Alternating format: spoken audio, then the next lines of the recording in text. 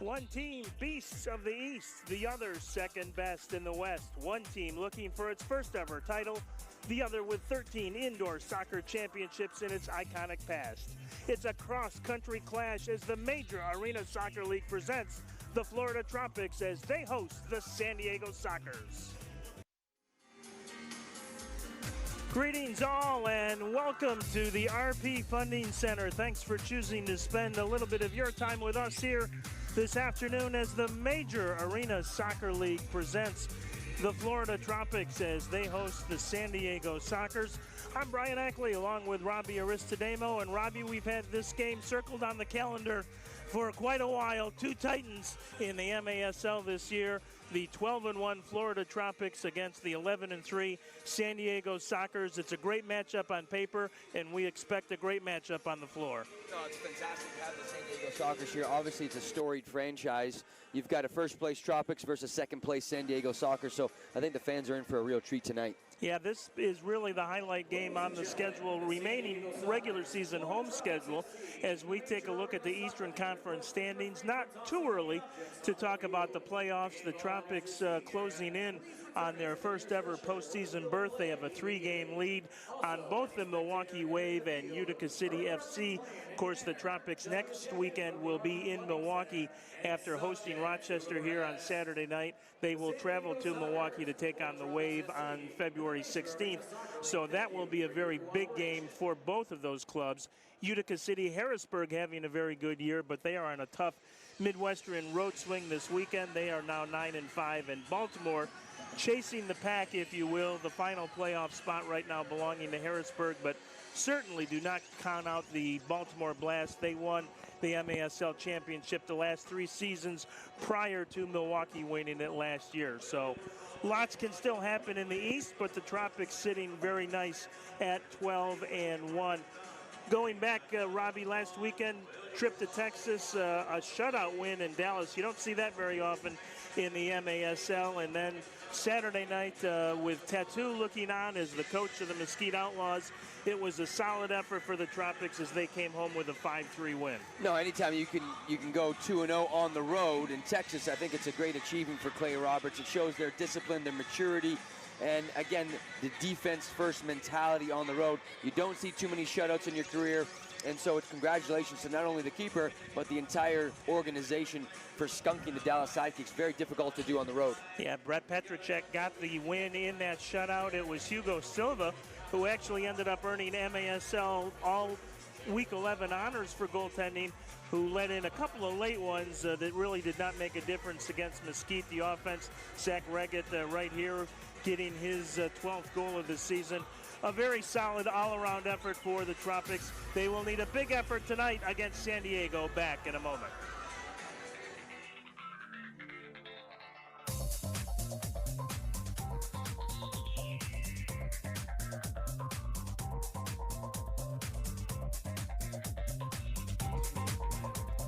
More time for the grandkids. Care Plus can help with a variety of Medicare Advantage plans, many $0 copays, and 20 years of Medicare experience. Care Plus, we've got plans for you. We are the Bond Clinic. We are primary care. Comprehensive, personalized, state-of-the-art health care designed to serve you and your family. We are specialists. For over 70 years, the Bond Clinic physicians and our team of specialists deliver expert treatments and outstanding care. With Set temperature to 72 degrees. Alexa, play my playlist.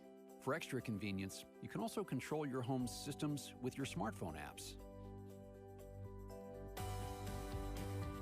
Major Arena Soccer League action is at the RP Funding Center in Lakeland with the Florida Tropics.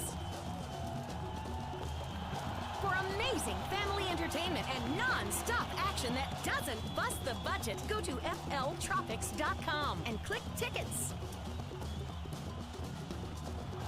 So rise up, Florida, and join the ever-growing Tropics soccer movement. Go to fltropics.com and click tickets. Here's something we've learned in the last 115 years. Energy connects us. In the conversations, the smiles, the interactions we experience every day. Lakeland Electric is proud to power local businesses, ensuring reliable energy for our friends, our families, our future. Lakeland Electric, powered for life. What's your plan? More time for the grandkids. Care Plus can help with a variety of Medicare Advantage plans, many $0 copays, and 20 years of Medicare experience. Care Plus, we've got plans for you.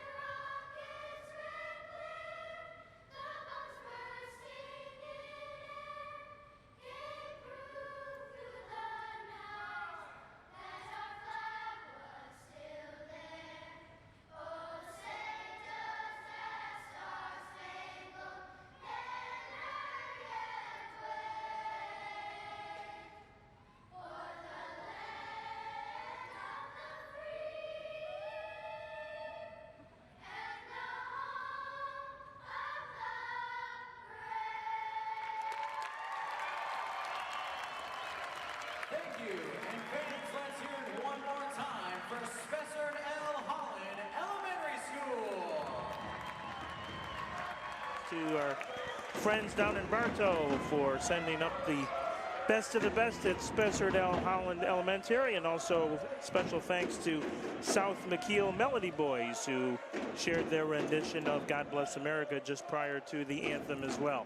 We get ready to rock and roll here from Lakeland. The 12-1 Florida Tropics, the 11-3 San Diego Sockers. A quick start tonight, Robbie, maybe more important than ever for the Tropics. No, certainly. I think, at the end of the day, you got to play 4 quarters, but at home, you want to start quickly. You don't want to give any confidence to the San Diego Sockers. I think this game is going to certainly tell a lot of things going forward for Clay Roberts, but it's a massive matchup. Second place in the West, first place in the East, and I think the fans are going to be in for a real treat. But you're right, Brian. I think the first quarter always seems to dictate how the game's going to be played out. The road-weary San Diego Sockers playing their 4th game in 6 nights. They were in Orlando Thursday night. The Tropics relatively healthy coming into the game tonight, just a couple of injuries. Ricardinho, of course, has been out a long time with a leg injury, and no Joey Tavernisi tonight, head injury for Joey, and they are continuing to do some testing with that, and we hope to see Joey back on the pitch real soon and send our best to Joey and his recovery from that. So other than that, a pretty full lineup for the Tropics tonight. No Antonio Manfoot. That was a coach's decision. Fernando Machado in there. And, of course, Anthony Arrico back in the midfield after coming back from his early season leg injury. 4 games in 6 nights, Robbie, a tough assignment for San Diego. They were in Sonora, or rather in Monterey on Monday night in just a fantastic game, probably the game of the year so far in the MASL. The Flash winning it in overtime 8-7. They played Tuesday night in Sonora. They played Thursday night in Orlando.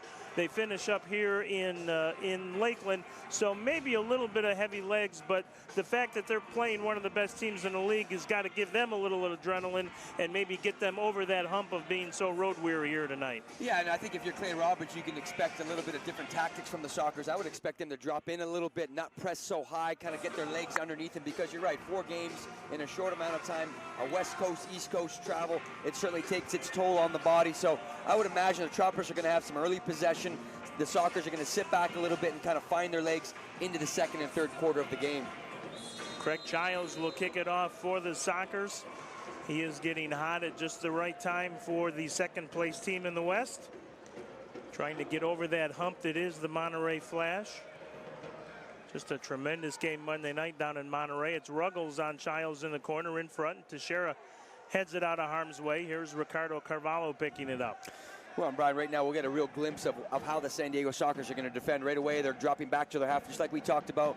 You know, a little bit tired legs. They'll drop in, sit in, and counter with Childs. Reggett deep in the left corner for Florida. Gives it to Ruggles. Towards Pardo. Here's Carvalho in front. Tried to get it into the box to Pereiras. But Victor could not come up with a loose ball. Childs with it, and he has been on fire for San Diego. Comes in with 6 straight multi-point games, including 4 points in each of his last 2. So he is one of many Sockers players to watch. As it comes back to Slavica Ubi Peripovic, our old friend from Utica. Yeah, and he was always one of the more talented attacking players in the MASL. Fantastic left-footed, very crafty with the ball. Yeah, he is dangerous from anywhere inside the yellow line. Can and will shoot it from just about anywhere. Has it briefly now and then sends it back to the defensive side of the field where Pardo comes out of goal. Leaves it up for Oliveira. Oliveira tries to find a runner in the Florida end of the field, but Hugo Silva comes out to cover it up. Yeah, I think early days, you know, San Diego Sockers certainly have a rich tradition. They're going to be a very savvy indoor team, so they're going to have long spells of possession. They're going to defend in numbers, and it'll be difficult to break them down. Lucio Gonzaga with some pressure up top for Florida. Stephen DeRue on the floor for the Tropics. First game back in several weeks. He's nursing a leg and a knee injury, but good to have a veteran defender like DeRue on the floor against the Sockers. Yeah, early possession for the Sockers. Pretty savvy team, have a lot of experience keeping the ball for long periods of time. And they will certainly want to do that here this afternoon as Ruiz is marked by DeRue. We have a whistle and a foul, first one of the game. Yeah, and if you're Monteleros, we're looking at the matchups with one of the better strikers in the MASL. Childs, of course, he's got 15 goals on the year. They've got to be very weary of where he's at all times on the field. Sockers leading scorer with 22 points. Has 8 goals in the 3 games prior to this one tonight on this road trip. It was actually a 6-game road trip. They played in Harrisburg and Baltimore the last weekend in January, and then restarted the trip in Monterey on Monday. Here's a counter. Childs will, rather, this is Contreras with it. Good sustained possession, good movement off the ball from the Sockers. Again, the Tropics starting a little bit sluggish, but it's certainly early days, only 3 minutes into the game. Yeah, you certainly don't want to give anything cheap away here early. Ruggles with it at the center line, being watched by Childs. Gets it down low to Gordy Gerson. Gerson had Arico making a run, and then Arico couldn't pick it up in the corner. So San Diego will get a breakout here. Silva will come off his line to challenge Taylor Bond. Goes out of play. It'll be a kick in here for San Diego. Yeah, I think one of the things Clay Roberts is going to have to figure out is when the Tropics retain possession and they drop within their half, how are they going to attack? Are they going to use the boards? Are the Tropics double teaming the targets? So that's something that's going to have to come out about in the next few minutes. Oliveira being marked by Teixeira.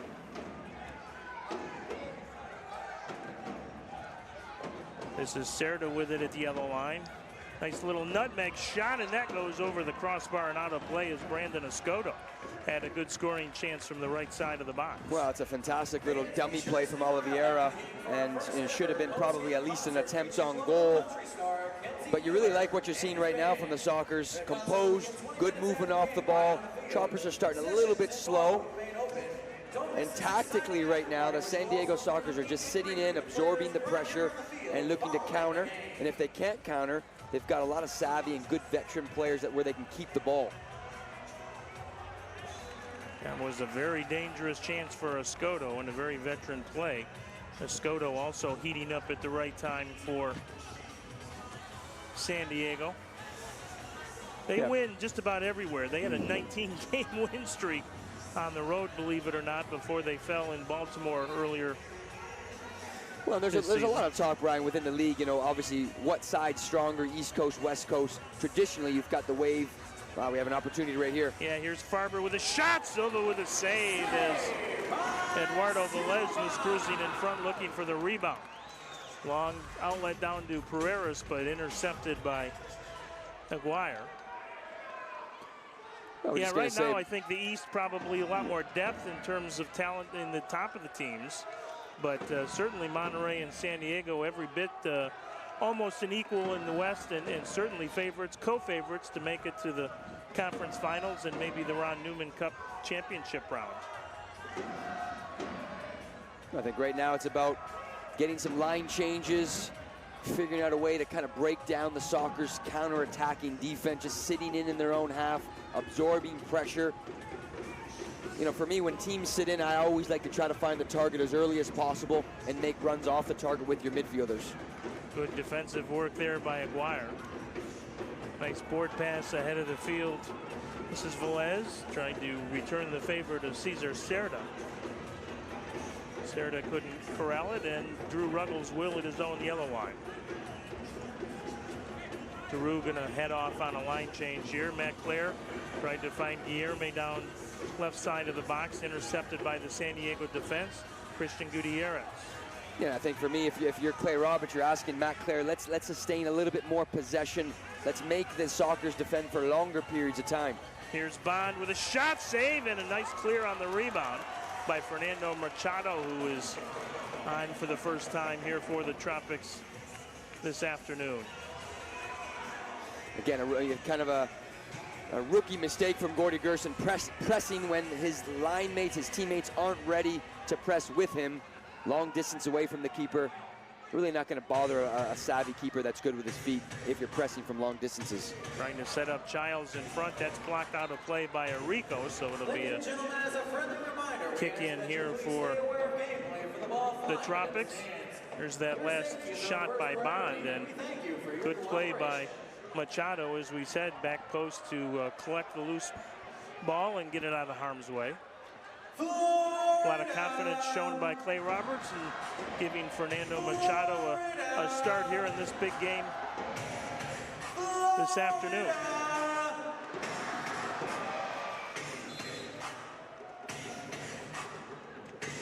There's a shot, goes out of play. It was, in fact, a restart for San Diego, which I thought it was.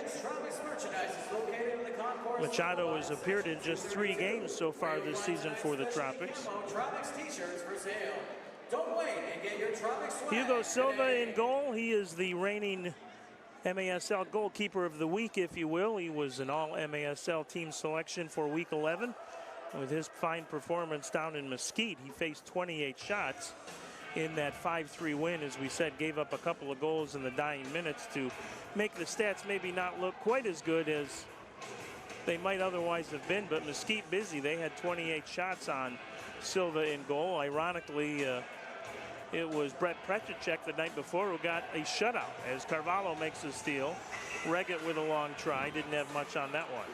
Tropics will play it all the way back. Ruggles will intercept before Silva comes out to get it. Yeah, I think when you're bench side as well, they've got their bench closer to them with the ball. I think moving the ball quickly, getting some quick changes, keeping the San Diego Sockers on for maybe 2, 3, 4 minutes at a time, because they're really not a pressing type of team.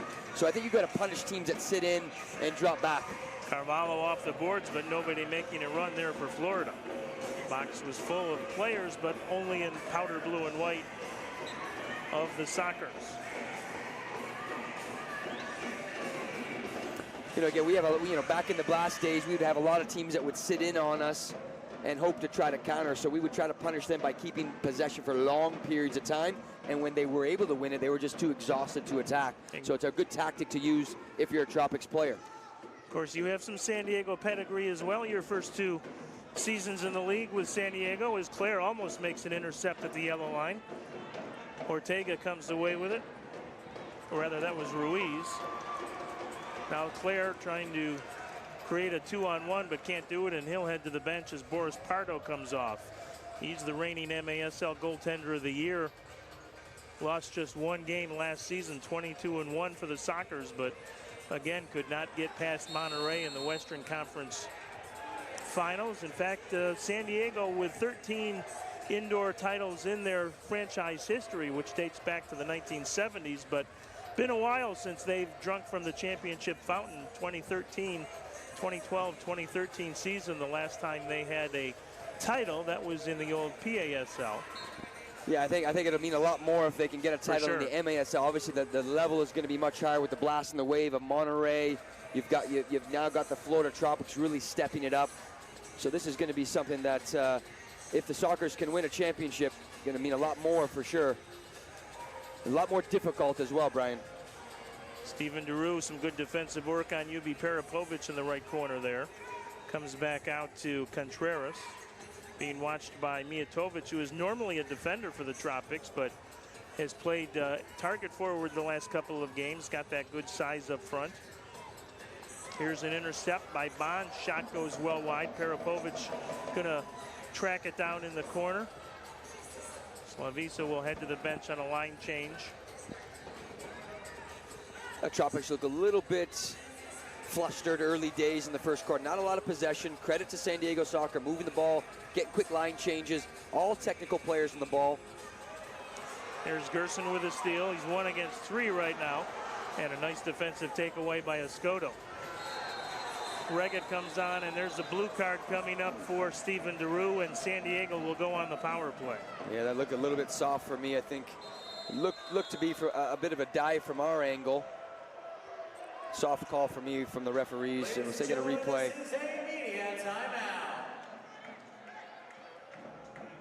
Yeah, I think for me, certainly not a blue card for me. That definitely could have just been a foul, but it's a blue card instead. San Diego on the power play when we get back in just a moment. Stay tuned.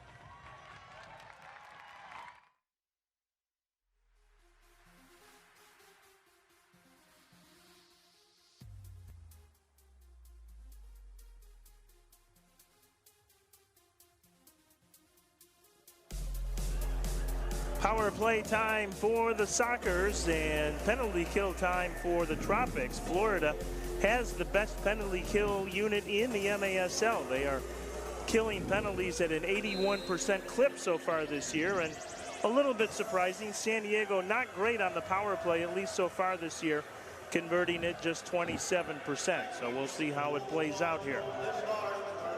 Well, right now the Tropics are lined up in their diamond formation. You've got Lucas Monteleras kind of manning the back, going back and forth.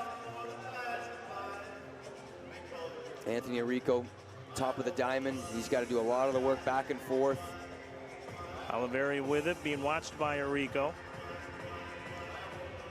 Ball down low. Shot Silva with a save off the foot of Ubi Parapovic there.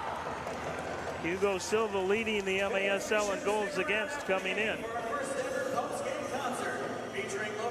his backup today, Brett Petracek, would actually lead the league in goals against. He is just one game short of qualifying for the league leaders.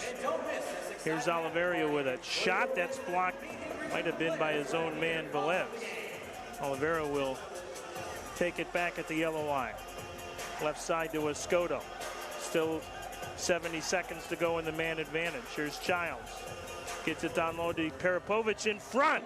Good defensive play by Arico. Yeah, it's good collapsing down from Anthony Arico. You know he provides a lot of energy and athleticism. It's a good man to have at the top of the diamond. Good to see him back on the floor for sure. Here's Childs back on top now to Oliveira. To Escoto. Escoto, Oliveira with a shot that just misses far post. Didn't miss by a couple inches only. Down low in front, there's a redirect try by UB Peripovic that goes wide. Peripovic has it back. It was actually Velez that tried to redirect. Here's Peripovic, and Teixeira got a foot on that one to knock it out of play. Really critical block from Teixeira there. That was going top right corner. Timely block from the veteran Lucas. Yeah, just at the last second to be sure. Off the boards in front and a little quick on the restart perhaps. So we'll tee it up again from the right dot. This actually works out in the Tropics' favor because they get a little bit of a rest because they were getting pinned back further and further. Machado out there now defensively. Drew Ruggles comes up top on the penalty kill unit. There's Childs with a shot, and that one just high. Silva may have got a piece. Here's Escoto. Almost an intercept by Machado. Machado does intercept, plays it off the boards almost to himself. Here's Teixeira trying to step up to create a shorthanded opportunity, but Escoto comes out of there with it. There's a whistle and a foul against San Diego, and it's going to go against Oliveira. Yeah, it's good work from Machado coming in, the second-year player, putting some good pressure. You know, again, on the man-down unit, if you continue to drop back, you're always going to find yourself in some problems. So in the last 15 to 20 seconds, you can see the Tropics players stepping up, creating a turnover, and now winning a foul. Tropics 13 seconds away from the penalty kill. Play it back to Silva. Silva drives it down into the San Diego end of the field, and that should just about do it for the penalty as Daru is up in the penalty box and he is back on the floor. So the penalty is killed. And the league's #1 penalty kill unit does its job one more time. That's great work from the Tropics defensive unit. Arico, Teixeira, Monteleras, Ruggles, some timely blocks, and that should give them a little bit of confidence and momentum. Escoto will play it back to Boris Pardo and head to the bench. Of course, he was out there for the whole two-minute man advantage. Coming back is Contreras, intercepted by Ruggles. Ruggles looks ahead of the field, finds Reggett. Reggett off the boards in front. Shot. Oh, Pardo with a save. Rebound. Shot. Pardo again with a save as he denies Carvalho, or rather Pereira's. Yeah, great save from Pardo. Fantastic transition moment. Ruggles to Reggett. Reggett off the boards to Pereira's. Almost a goal. Carvalho sends it halfway to Willow Oak. A little bit of energy now in the building for the Tropics. Kind of, I think right now, credit to the Sockers. They've dictated the entire first quarter so far with 3 minutes left. Tropics now have to put the foot on the ball. They got to press a little bit higher, play with a little bit more grit and intensity. Yep, best stretch of the game so far for the Tropics, no question, as Boris Pardo comes up big twice on Victor Pereira's, who is closing in on becoming the Tropics' all-time leading scorer in franchise history. His good friend Ricardo Dieguez, who now plays with Utica, has 98 points. Victor Pereira's now with 94. So very possible, maybe not today, but maybe next Saturday here at home against Rochester, that Victor Pereira's could take the mantle away from his friend Ricardo Dieguez. Here's Ruggles. Ruggles. He'll calmly play it back to his goalkeeper, Hugo Silva, who will come off the line here. Yeah, I think pretty easy for the Tropics to get out of their own half because the San Diego Sockers are just dropping into their own half. But they've got to do a lot more with the ball in possession, move the ball quicker, side to side, and then find a shorter ball into the target so you have shorter runs off of your target. Matt Clare, an entry ball into Guilherme, who's called down, whistle and a foul against Emmanuel Aguirre. Yeah, and again, I just talked about shorter balls into the target. Anytime you play a long ball into the target, it allows a quick double team for the San Diego Sockers. So I'd like to see some shorter entry balls in with quicker runs off the target. Delay warning against San Diego. Lucio Gonzaga will come on for Ricardo Carvalho. This is Monaleris with it. Teixeira over to Matt Clare now. These two teams have a very short but interesting past. It's the fourth time they have played each other. All four have been here in Lakeland. You go back to November 11th, 2016, the first ever game. Clare there, and Clare's going to be whistled for the foul. So these two teams met in the first ever Tropics game. Quick restart for San Diego. And now a delay warning. Interesting call from the referee. Yeah. Delay of game when he's playing a quick free kick. He really shouldn't be. It's his call if you're a San Diego soccer player. If he wants to play quick and there's someone in his way, that's on him. Very memorable night here at the RP Funding Center. San Diego led that game 4-1 in the fourth quarter before the Tropics staged a furious rally, and Ricardo Dieguez scored a spectacular goal with a half a minute to go to give the Tropics a 6-5 win. Really sent some shockwaves around the MASL that night.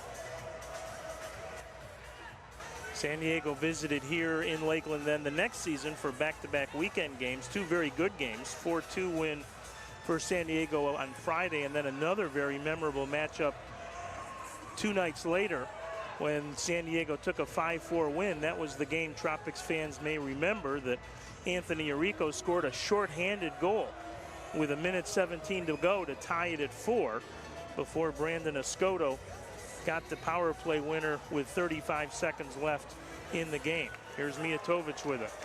Gives it off to Gonzaga. Tropics want a line change here with a half minute to go. Ruggles still scoreless. Not a ton of good opportunities, a few. Really just the Pereiras one. Here's Ruggles, shot, goal!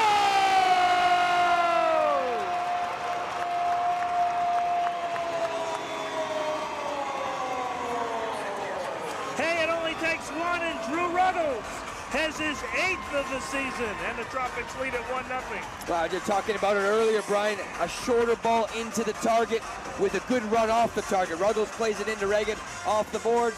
Reagan returns the favor. Back into, you see a beautiful replay into the target, makes a run inside. First time finish with his left foot. And again, if a team is going to sit back, entry balls into the target, they're going to be on the entire night. But how quickly can you make runs off the target? And that's a perfect executed play from Ruggles and Reagan. Ruggles with the goal with just 20 seconds remaining here in the first.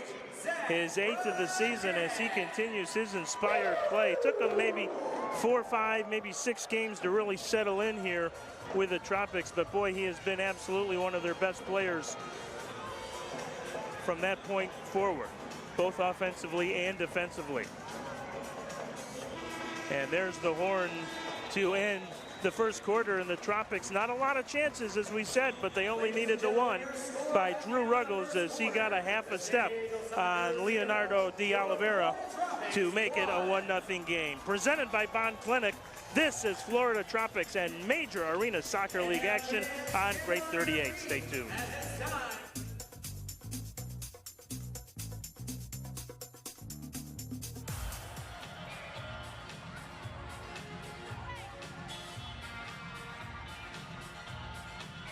Come on, fans, if you want a free t-shirt from CBS, get on your feet and make some noise!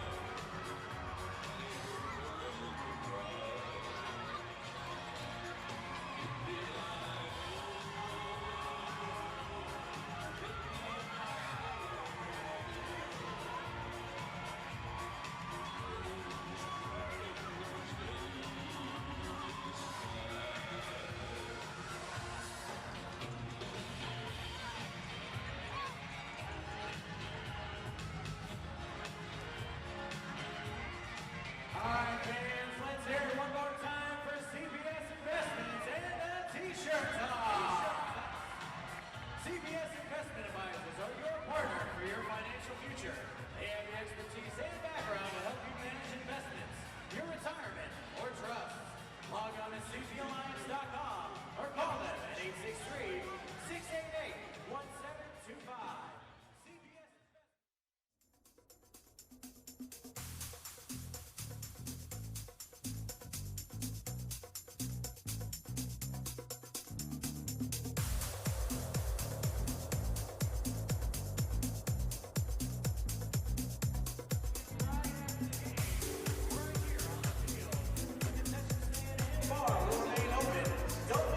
Drew Ruggles with his 8th of the season gives the Tropics a 1-0 lead. Zach Regic picks up his 7th assist of the season, and that has become a big part of Zach's game here with the Tropics. He is a target forward through and through, and really known mainly as just a goal scorer, but his distribution and assists on goals over the last 4 or 5 games has been just as impressive as his goal scoring, and that's kind of what the Tropics have been looking for all season. Balanced up and down the lineup, Robbie. 9 players in double digits with points so far this year. Well, that's amazing. And when you look at that many players scoring in double digits, and we talk about Zach Regic, the evolution of a target forward is not only scoring goals, but once he starts assisting, then he really starts to understand his position. So credit to him for learning his trade and really becoming a solid, strong, one of the better target forwards in the MASL. Of course, the reigning MASL Rookie of the Year, brought over in a trade this past summer with St. Louis. Ambush will be here later on this season for their 2nd visit. Steal by Carvalho and a no whistle. Long distribution down the right boards, and it will take a bad bounce for San Diego at least, and goes out of play as Eduardo Velez was trying to track it down. Yeah, I think Clay Roberts probably after the first quarter just talking about a little bit more patience with the ball, shorten up your entry balls into the target because they are collapsing, and better runs off the target. Mijatovic leaves it for Claire, but San Diego going to be able to get back. Looked promising there for just a half a second. But you can see, Brian, when you got 2 heavyweights playing against each other, it's difficult to score goals. It's only a 1-goal game. Not a ton of chances either for both teams. Mijatovic with a steal, going to set up Claire, and he mishits that one badly. Don't see Matt do that very often. I think the pass was just a little bit off to the right, probably a little bit too wide for Matt Claire. When we talk about Matt Claire, Brian, he's just had a fantastic season so far. A lot of goals for a midfielder. Of course, a longtime star with the Sockers up until being traded before last season to Tacoma, and then coming over to Florida midway through last season, battled a lot of injuries, and the old Matt Claire is back for San Diego fans. They are enjoying his play here for the Tropics. Here's Regic. Regic is hauled down, and the Tropics will get a restart opportunity right outside the penalty arc. Yeah, and I think that one is probably just like the one prior on the blue card. It looks like Regic kind of kicked the ground, and we'll get a replay. Try to pass out of it and just really trips himself. So fortunate call for the Tropics. But dangerous free kick here. And we've been talking about it for a long time, Brian. Something that the Tropics, even though they're in first place, if they're looking to win a championship, they got to be a little bit sharper on dead ball situations. Drew Ruggles will be the trigger man here. Leaves it for Pereira. Shot just wide, back post, rebound, and Regic not able to knock it in, and then he tries the back heel, but never made it through the box. Pretty good opportunity for the Tropics. Whistle and a foul. That one will go against Pereiras. Tell you what, Brian, the referees are calling this one pretty tight. Yes, they are. Didn't look like a foul to me. And another delay warning against Florida here. And I know Ryan Sigic had the 2 captains, Victor Pereiras and Craig Childs, for a little talking to between the first and second quarter. Not exactly sure what that was about, but you're right. The referee's on top of it. Of course, Ryan Sigic, the director of officials in the MASL, and of time violation on the restart. So I tell you what, you don't see that call too often. You don't. Chris Penso, the other official on the floor. So got the A crew here tonight in Lakeland, no doubt about that, as Ruggles picks it up near the midfield line. Gives it off to Gerson now. Gerson left corner to Guilherme. Guilherme been a little quiet. He's tugged down, and there's a whistle and a foul. I think that was a pretty easy call. Cerda didn't think it was that easy, and again, San Diego. Another delayed game, I'm Brian. not sure how many they get before there's action taken. Another set piece, similar to where a corner kick would be. Actually, a better spot because it's not as deep.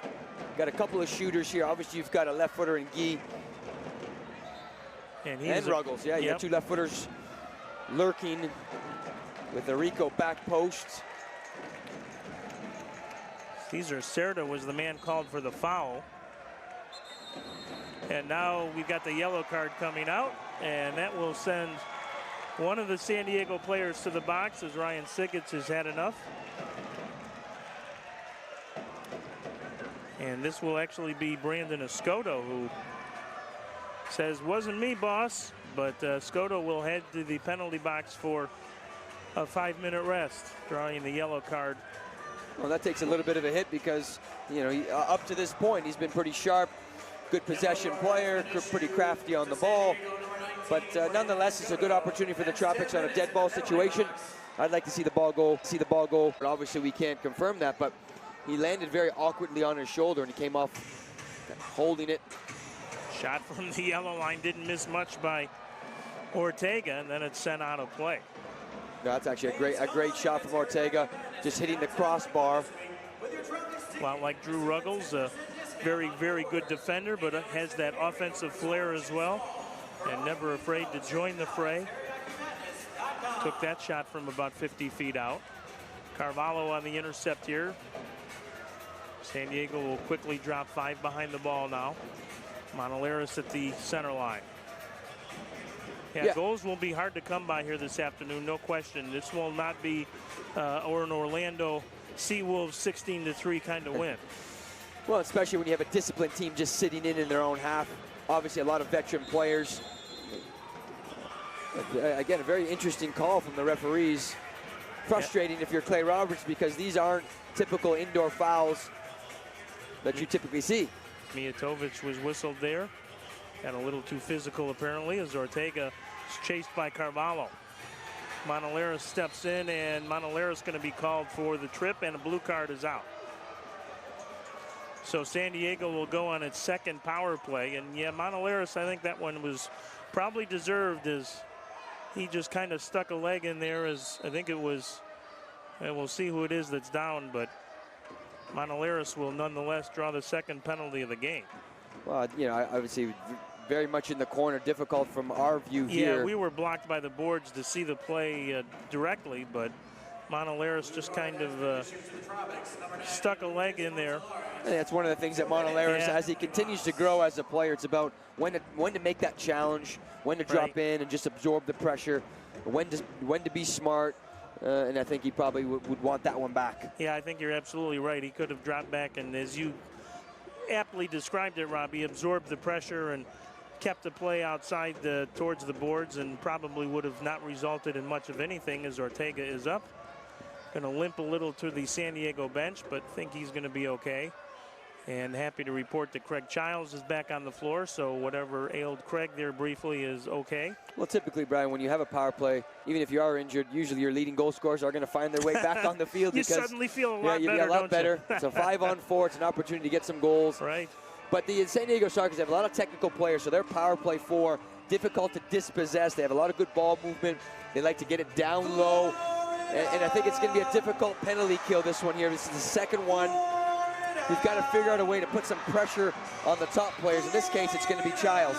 Yeah, you're playing with fire anytime San Diego goes on the power play with their talent, even though, as we've said, percentage-wise, hasn't been so good so far this year. But don't want to give this lineup too many chances. Here's Ubi Peripovic. Childs with it. Plays it off. Shot. That one blistered wide. Here's a rebound, and Peripovic's shot is blocked by Anthony Arrico. Fantastic block from Arrico. But I don't like the way the Tropics are defending this diamond. They're giving a little bit too much time on the ball to some of their talented players. Arrico upset that he was able to make the intercept, but couldn't keep it in play. So San Diego will get possession right back here. Ladies and gentlemen, as a friendly reminder, You know, right now, Brian, you're looking at the way the San Diego Sockers are lined up. They're playing with 3 high guys, one in the middle. Arico needs to step out a little bit higher and quicker. And you've got Steven DeRue that basically just plays against Child almost man-to-man. Here's Childs, shot, save, big one by Silva. Another long shot, and that one goes out of play. Yeah, I'd love to see a substitution now. Get your line changes because the Tropics are getting pinned back a little bit too deep. Here's that save by Silva. Oh, that's a great save amongst a lot of players. Fantastic save. A lot of traffic in front of Hugo, and Childs let it rip. Corner kick restart here for San Diego. And again, they try the quick restart, and again, it's whistled down. Yeah, I think one of the important things on the man down is, can you get line changes to keep players fresh? Still 1:06 to go in the man advantage in front, and that never got through. And there's a whistle and a foul.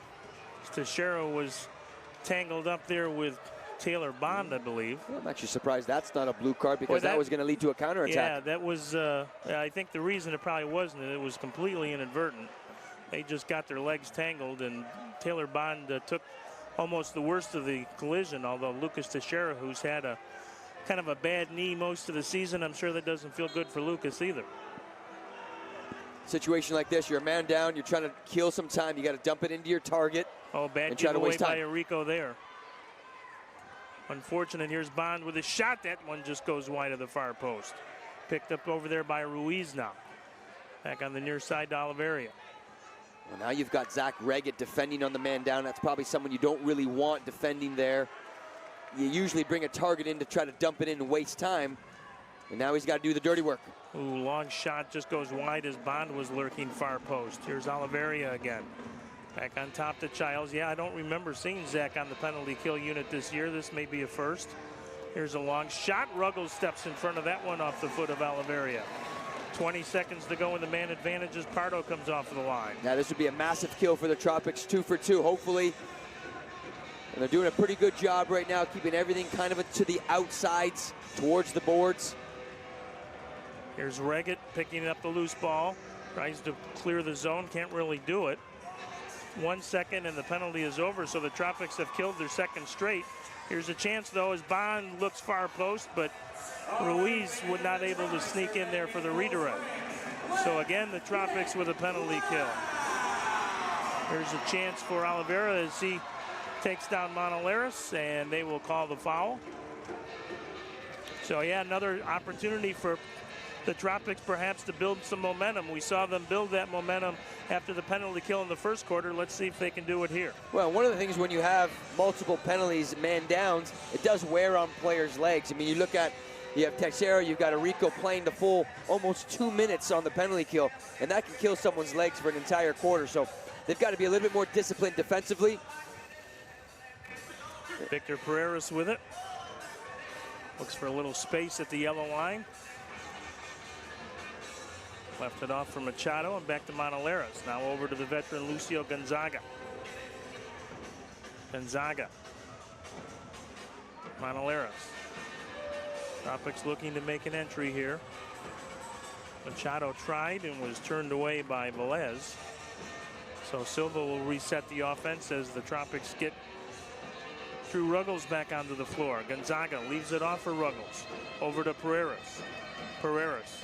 See if he can use a little 1v1 here to create an opportunity. Pereiras over to Gonzaga. Gonzaga going to head to the bench, as does Victor for a change. Yep.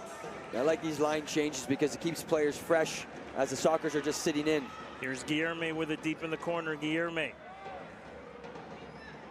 He marked in there by Emmanuel Aguirre, so he gets it back out to the midfield line to Ruggles. 1-0 Florida. This is good. By Ruggles. Yeah, this is good sustained possession. Keep that ball moving if you're a Tropics fan.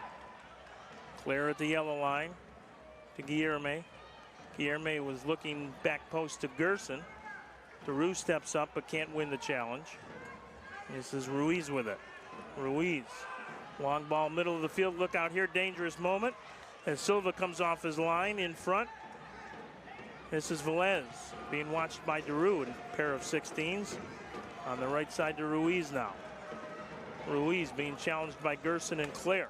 Good work by Ruiz, 1 against 2 to keep possession. Deep in the corner to Childs now. Childs with Bond in front. Comes all the way back out now to Guerrero Pino. Rare shift for Pino. Here's Bond. Back to Pino. Childs will get it back on top to Ubi Parapovic, and we've got a foul in the box against Naru. So this will be a restart here from the top of the penalty arc, and this is extremely dangerous territory. It's where Craig Childs thrives. Now on the Tropics, number 21, Stephen Naru. Well, you know, the San Diego Shockers do have a few players, of course. Childs is one of their main targets on set pieces, but you've got the left-footed bomber, former Utica City player, on the ball right now. Slavisa, he's got a cannon of a left foot, and they're really pinned back. There's a three-man wall for the Tropics, so the other two players, Ruggles and Daru, they've got to really zone the other three players, so this becomes a very difficult defensive situation. And the Tropics want a timeout here. I think they're the ones that called it to make sure they had their defensive P's and Q's in order, because Hugo was not real thrilled with how that wall was setting up. 7:08 to play in the first half. It's the Florida Tropics 1, the San Diego Sockers nothing, presented by Bond Clinic. This is Florida Tropics and Major Arena Soccer League action on Great 38. Stay tuned. We are the Bond Clinic. We are your medical services. Comprehensive, personalized, state-of-the-art healthcare designed to serve you and your family. We are community. For over 70 years, the Bond Clinic physicians and our team of specialists deliver expert treatments and outstanding care. With over 90 providers, from pediatrics to diabetic care, lab services to sports medicine, we put your health first. Healthcare excellence in our community. The Bond Clinic.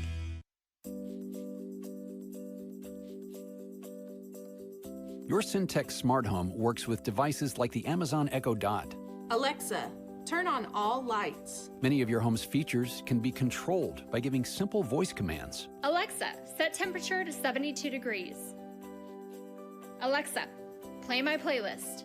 For extra convenience, you can also control your home's systems with your smartphone apps. Major Arena Soccer League action is at the RP Funding Center in Lakeland with the Florida Tropics.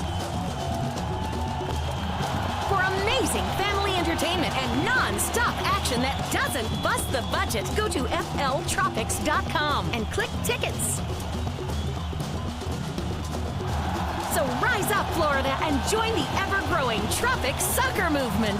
Go to fltropics.com and click tickets. Here's something we've learned in the last 115 years. Energy connects us. In the conversations, the smiles, the interactions we experience every day. Lakeland Electric is proud to power local businesses, ensuring reliable energy for our friends, our families, our future. Lakeland Electric, powered for life. Hold your breath time here for the Tropics with this San Diego restart just to the right of the penalty arc. Craig Childs is the man at the top of the arc. Ubi Parapovic will put in the players. Childs with a shot and a sliding tackle, or block rather, by Anthony Arico. So crisis averted, at least for the moment. Well, that's another block from Arico. He's had 3 or 4 timely blocks. He's had a really good half. Defensively, he's been on cue. Good to see him back in the lineup. He missed most of the season up until just a couple of weeks ago with a leg injury, and really just kind of playing himself back into game form, and by far one of the Tropics' better players here in the first half against the Sockers. Header will go out of play. It'll be a goal kick for Hugo Silva. I think it's about time the captain for the Tropics, Perez, gets a little bit more involved in the game. Sometimes when you play against a team that has sustained possession, it's often very difficult to get really involved and get on the ball. But I think the Tropics need to make a conscious effort to get Victor on the ball as much as possible. Victor out there now as Silva comes over his yellow line. Drives it down to Guilherme. Pereira's going to have a little space here. Hasn't had a lot, being watched by Farber. Pereiras with it. Pereiras down the right side, still looking for an opportunity. Takes a shot through the box. Guilherme not quite enough close to the back post for the redirect. Here's a little give and go to Teixeira. Teixeira gets it on the right side. Here's Pereiras. Pereiras takes a shot. That one's blocked. Pair of sevens over there as Farber steps in the shot path of Pereiras. Good possession, yeah. Good possession for the Tropics. We just talked about Victor. It's a couple of really good opportunities for him and a great back post ball. Guilherme just couldn't read that back post pass. Teixeira will be watched out there by Oliveira. Down to Guilherme in the Sockers' third. Back out to Teixeira. Quickly over to Pereiras now. They'll clear a little space for Pereiras. Pereiras off the boards in front. Tried to find Carvalho cutting through there. Couldn't do it. Carvalho going to intercept at the yellow line. Shot. That one just goes wide. Ruggles was lurking, but he could not get the rebound. Oliveira with the counter now. Ruggles coming back, as is Carvalho. Mijatovic steps up, takes a whistle and a foul. As Mijatovic took one up near the head area, and he is down. Well, I think Oliveira had a little bit of a running back mentality with a stiff arm. We'll get a replay. Just kind of gets corralled by Ruggles and Carvalho, and yeah, you know, I think certainly not a blue card for me. Just kind of two big bodies going at it. Mijatovic, number 2, is down. Mijatovic, definitely a big body for the Tropics, goes about 6'5". Matt Clare and Brendan Escoto embrace as Escoto finishes his 5 minutes in the box. As we said, Matt Clare, a longtime San Diego stalwart.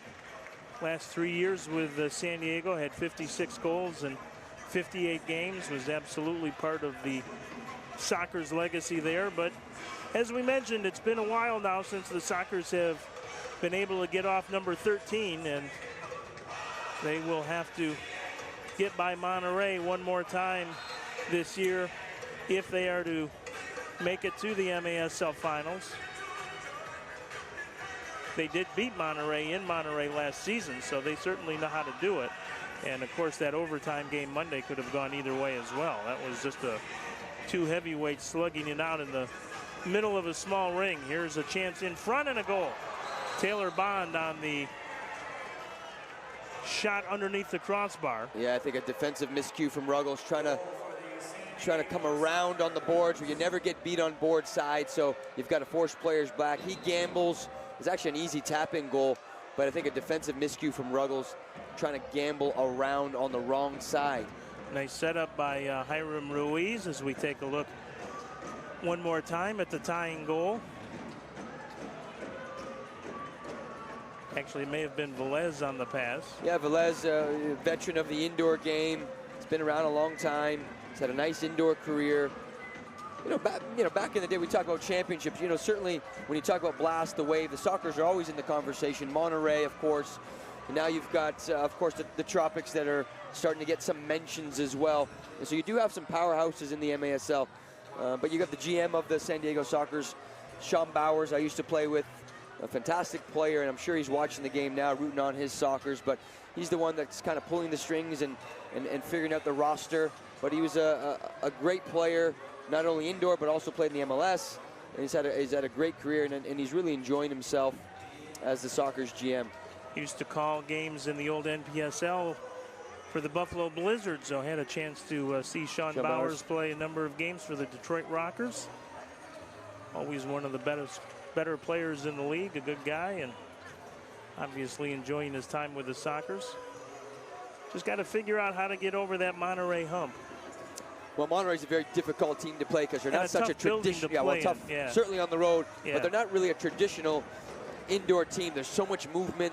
Oftentimes they don't play with a traditional target, so you've got guys flying all over the place. But I think more so than anything, it's that building and the travel into Mexico. Great crowd, very difficult to get a win there. Yeah, they played Monday night in Monterey, and they had about 6,500 people in the building, so tells you a little bit about what the Flash and the Sockers are all about.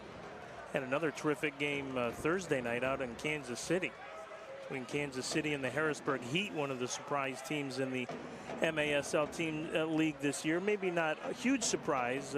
Most of us expected Kevin and Pat Healy would get it turned around. Here's Claire on the takeaway. on the left side to Guillerme. Going to have to take it off the boards, however, and that will allow San Diego to recover. Comets won that one in overtime, literally with a half a second to go. Everyone in the building thought they were going to a shootout, and Kansas City was able to get the winner. Here's a counter 3-on-2 for the Tropics. But Claire not able to take the pass from Montoleros as he pushed it just a little too far ahead of himself, and that kind of lost the moment. Yeah, that 3v2 transition moment. Good for Montoleros, but he took a heavy touch. Fortunate to get the call. But, you know, with 4 minutes left in the second period, it's a 1-1 game, and I think it should be about a 1-1 game. No team is really dominating. Ruggles with a shot, Pardo with a save. Gerson lurking in front, but has no chance at the rebound as Pardo covers up. Yeah, this one figured to be tight right from the start. It's neither team going to give quarter. Here's Teixeira.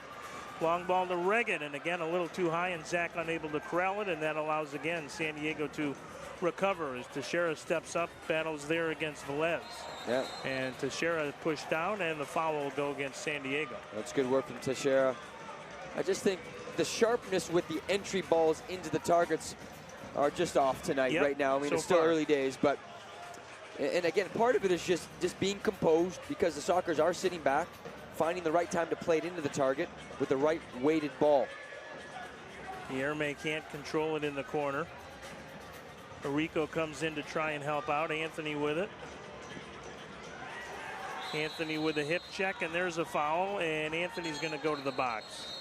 So the third blue card of the half against the Tropics, as Anthony Arico got too physical on the challenge there against Velez, and here's a replay. Well, and I think, you know, one of the things with Anthony at times, when there's situations where players aren't really going to take advantage, you know, of a goal scoring situation, he's kind of pinned back, he's on the boards, he's in his own half, the San Diego Sockers players. Really no need to make a clumsy challenge, and now this is now the third power play, and now you're obviously missing one of your better man kills at the top of the diamond in Arico. He's made some timely blocks, so this is going to be a real challenge. Ruggles, Montoleros, and Teixeira, this is their third penalty kill. You're talking 6 minutes of just chasing without the ball. Arico will take a seat. Fernando Machado going to take the spot on the penalty kill unit that Arico has occupied so far. So I suppose if there's any good news is maybe the law of averages says the Tropics will get a power play or two in the second half. We'll see. Here's Ortega. Steal by Machado. Ruggles will drive it into the San Diego end of the field. Kill a few seconds, but the Sockers will quickly counter.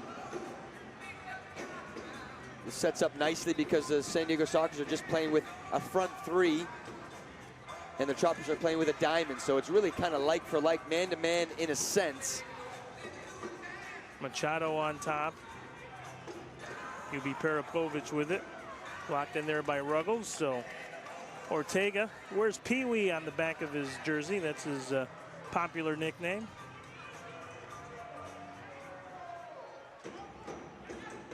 Slavisa with it. Childs. Ortega and over to Yubi Peripovich. Good possession here by San Diego. Ortega will come back to make sure Machado doesn't create a shorthanded opportunity. It's great work. Yeah, great work from Machado. Working hard. Not giving up a ton of opportunities right now, the Tropics. So you have to give them credit. And this is their third penalty kill.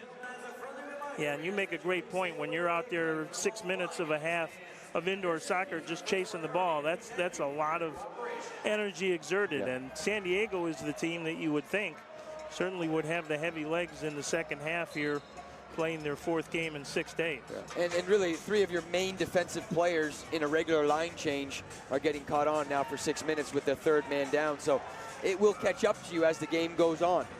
Zach Reggett out there for the second time on the penalty kill unit, and that kind of speaks to the fact that the Tropics, it's all hands on deck at the moment when it comes to the penalty kill. Well, and part of it too is, Brian, is that when the Tropics are in possession, that you typically bring in a target forward to try to waste time. And as you see now, he runs off into the box. Nice defensive play there by Lucas Teixeira as he was able to just get a foot on that entry ball. oftentimes, Brian, I did a lot of man-down stuff back in the day when I was a lot younger. Anytime we won the ball, I would go off and you would send a target on to try to waste some of those seconds off the clock. Machado with good work on UB Parapovic as Arico is back on the floor. The power play is over. So 3 penalty kills for the Tropics. Here comes Arico. And he's taken down, and that is going to be a blue card indeed. And that's what we just talked about, Brian. The law of averages. It's going to come back. And I think on the night they probably deserved 1. That one still wasn't really, it wasn't too much. Yeah, but it's enough. It's enough. Anthony giveth and Anthony taketh away. But that time he was able to create the penalty. So the Tropics will get a power play here with 59 seconds left in the half.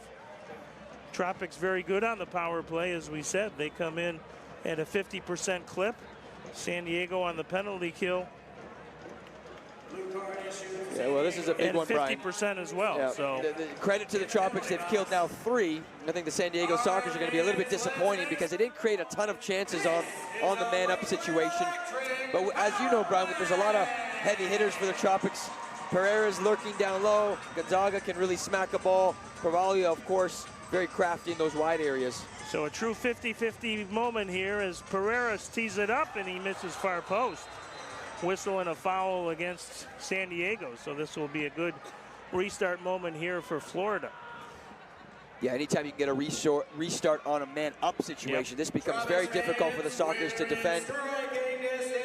Gonzaga going to face just a 2-man wall here.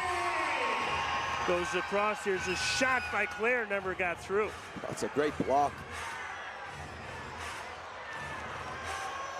Injured San Diego player down. The Tropics will play on. Shot saved. Rebound never got quite across the line. As Claire let it go from about 40, 45 feet out. I think this might be Ruiz that's hurt. Well, Luis, I think he was hoping for the referee to stop play or the Tropics players to stop play. And, oftentimes when you're on a man down, you've got a little bit of guys going down a little bit too easily to maybe stop play. And I think in that case, he looks okay. And so I think it's the right decision for the Tropics to continue to play. Yeah, and it's an arm injury for Ruiz. He's been shaking it out after getting up, so that's at least some good news. Doesn't appear to be a knee or a foot injury, but Ruiz will in fact stay out there. Well, the Sockers looked like they were a little bit upset that the Tropics didn't stop play, but yeah, I think they were fair play to play on there. Yeah, that's up to the officials, certainly. Here's Gonzaga. Over to Pereiras. Tropics looking for a late one here. Pereiras gets it over to Claire. Claire settles. Down in the corner to Carvalho. Off the boards in front. Pereiras can't get there in time as Pardo covers up. And that will probably do it for the first half. And it will as Pardo lofts it down the field. And we have 30 minutes in the books here at the RP Funding Center, but it's only the half of it. 30 minutes still to play, and as we expected, it is a heavyweight slugfest here at the RP Funding Center. The Florida Tropics get the first goal with 20 seconds to go in the first quarter. San Diego gets the equalizer here in the second, and we will go to intermission tied at 1. Presented by the Bond Clinic, this is Florida Tropics and Major Arena Soccer League action on Great 38. Back in a moment.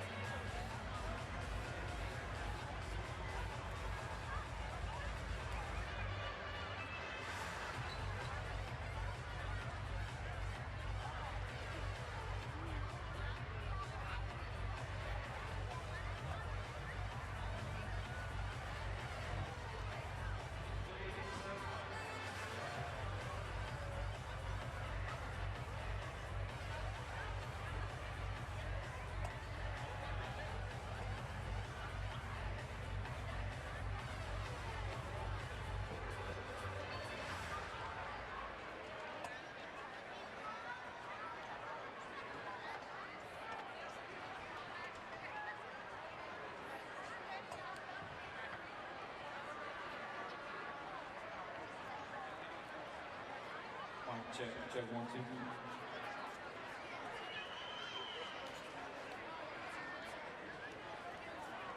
And now for tonight's specialty halftime performance, please welcome to the field our post-game concert headliner, performing an acoustic act, Kenzie Wheeler.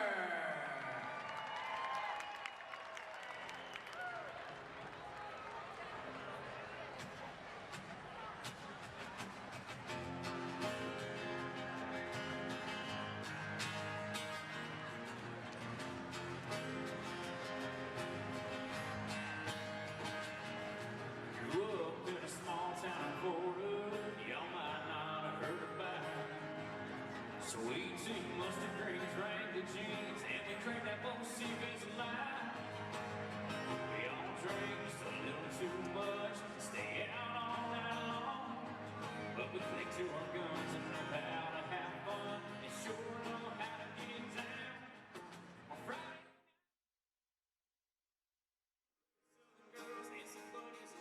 Halftime here in Lakeland, the Florida Tropics won, the San Diego Sockers won. As we anticipated, a heavyweight battle that has lived up to its reputation so far. Brian Ackley along with Robbie Aristodemo. And Robbie, we'll have you put your coach's hat on in just a minute, but so far over the first 30 minutes, kind of what we expected, I think. Yeah, I think it's what everyone expected, including Clay Roberts. It was a very even game, chances on both ends. You're splitting hairs. Right now, I think no one deserves to be in the lead. I think it's a 1-1 tie for a reason. Both teams defensively very difficult to break down. I think credit to the Tropics for killing 3 man downs, and now they've got a minute left on the power play, so that could prove to be the difference maker if they can take advantage of it. But it's been a very enjoyable half and a really good indoor soccer game with the Giants. Yeah, it has been so far, and that really may be the story of the first half, the 3 penalty kills, as the Tropics look to maintain their 3-game lead in the MASL Eastern Conference. The Tropics coming in at 12-1, and you can look at that impressive goals against and goals for differential, plus 61, but defensively the Tropics the best in the MASL. They have allowed the fewest goals of any team so far this season. Milwaukee and Utica City nipping at Florida's heels. As we said, next weekend the Wave and Tropics will meet in Milwaukee. That a week from tomorrow. Utica City very much a force to be reckoned with and will be tough in the playoffs. The Harrisburg Heat looking to keep afloat in the playoff race. Right now just a game ahead of the Baltimore Blast, and the Heat with a couple of back-to-back games out in the Midwest this weekend. So we'll see if that doesn't change, but they are off to a very good start. And you know Baltimore, Robbie, never count the Blast out. They've got tremendous championship pedigree, and even though they're just 8-6, their schedule gets much easier for the second half, and they could be a tough out in the playoffs as well. Yeah, and Brian, Baltimore's traditionally always been a second-half team. They typically peak at the right time, so that's a credit to the organization, Danny Kelly, David Bascom. You know, they certainly always, not always, but they do tend to start slower, and then they start to pick up steam, and always seem to pick it up when the games matter the most. Just a couple of games getting started here soon, and speaking of the Blast, they are at home this evening against the Rochester Lancers, who continue to look for their first win. The Milwaukee Wave and the Kansas City Comets will renew their rivalry in Milwaukee. The Comets play Milwaukee tough, so that is a game to keep an eye on as those two tangle up in Wisconsin. And another good matchup in St. Louis this evening, about an hour start from now, and that will be St. Louis against Harrisburg. And one more game out west as Sonora, the Soleil, will host the Dallas Sidekicks. Then, as we mentioned, the Wave will host Harrisburg tomorrow, and that will be a very big game with a lot of playoff implications, not only for the Tropics, but certainly for the Wave and the Heat as well. And interesting, a lot of fans may not realize in the league this year, the MASL has adopted a new rule that the team that finishes first in the conference gets to pick its first-round playoff opponent. So yeah, that's interesting. Yeah, one of the reasons the Tropics really want to make sure they continue to hold the top spot in the MASL. Yeah, but I think, Brian, if you're looking to pick, there's not going to be any team 1 through 4 that are obviously they're not going to be easy games. So it is an interesting tactic that the league has adopted, and it'll be interesting to see how it unfolds. Yeah, pick your poison to be sure. Tropics don't get to pick their poison necessarily for their upcoming home schedule. 5 home games remaining as we take a look at the Southern home schedule for the rest of the regular season. As we said, Rochester in town a week from today. And then our first ever visit from a Mexican team. It'll be the Soleil Sonora in town on February 22nd for a 5 o'clock start. And then 3 straight Sunday games in March. So 2 more Saturday games here in February. And then 3 at home in March to close it out, everyone on a Sunday. St. Louis, Kansas City, and Turlock. Those are all 3 o'clock starts here at the RP Funding Center. And those games could very well have some significant playoff implications, not only for the Tropics, as we said, trying to maintain their lead in the East, but St. Louis and Kansas City as well, trying to make a push for that final playoff spot. Got to like Baltimore's chances. Their schedule, as we said, gets much easier towards the second half, and as Robbie knows, having played with the Blast and followed them very closely for many years, they are a second half team, so the Heat going to have their hands full in St. Louis and Kansas City as well to perhaps oust Baltimore from that final playoff spot. We will be back with the second half in just a moment, presented by Bond Clinic. This is Florida Tropics Soccer on Great 38. Stay tuned. What's your plan? More time with the grandkids. Care Plus can help with a variety of Medicare Advantage plans, many $0 copays, and 20 years of Medicare experience. Care Plus, we've got plans for you. We are the Bond Clinic. We are primary care. Comprehensive, personalized, state-of-the-art health care designed to serve you and your family. We are specialists. For over 70 years, the Bond Clinic physicians and our team of specialists deliver expert treatments and outstanding care. With over 90 providers, from urgent care to physical therapy, cardiology to urology, we put your health first. Healthcare excellence in our community. The Bond Clinic. At the Spine Institute of Central Florida, we view surgery as a last resort. When needed, we employ the least invasive state-of-the-art spine surgical techniques to fix the problem at the source. Our highly trained experts provide the entire spectrum of non-surgical and surgical spine care all under one roof. Our unique approach ensures that you get the best results possible, maximize your recovery, and get back to what you love. Spine Institute of Central Florida. Trust nothing but the very best for your spine care.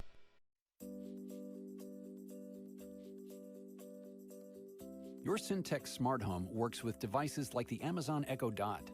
Alexa, turn on all lights. Many of your home's features can be controlled by giving simple voice commands. Alexa, set temperature to 72 degrees.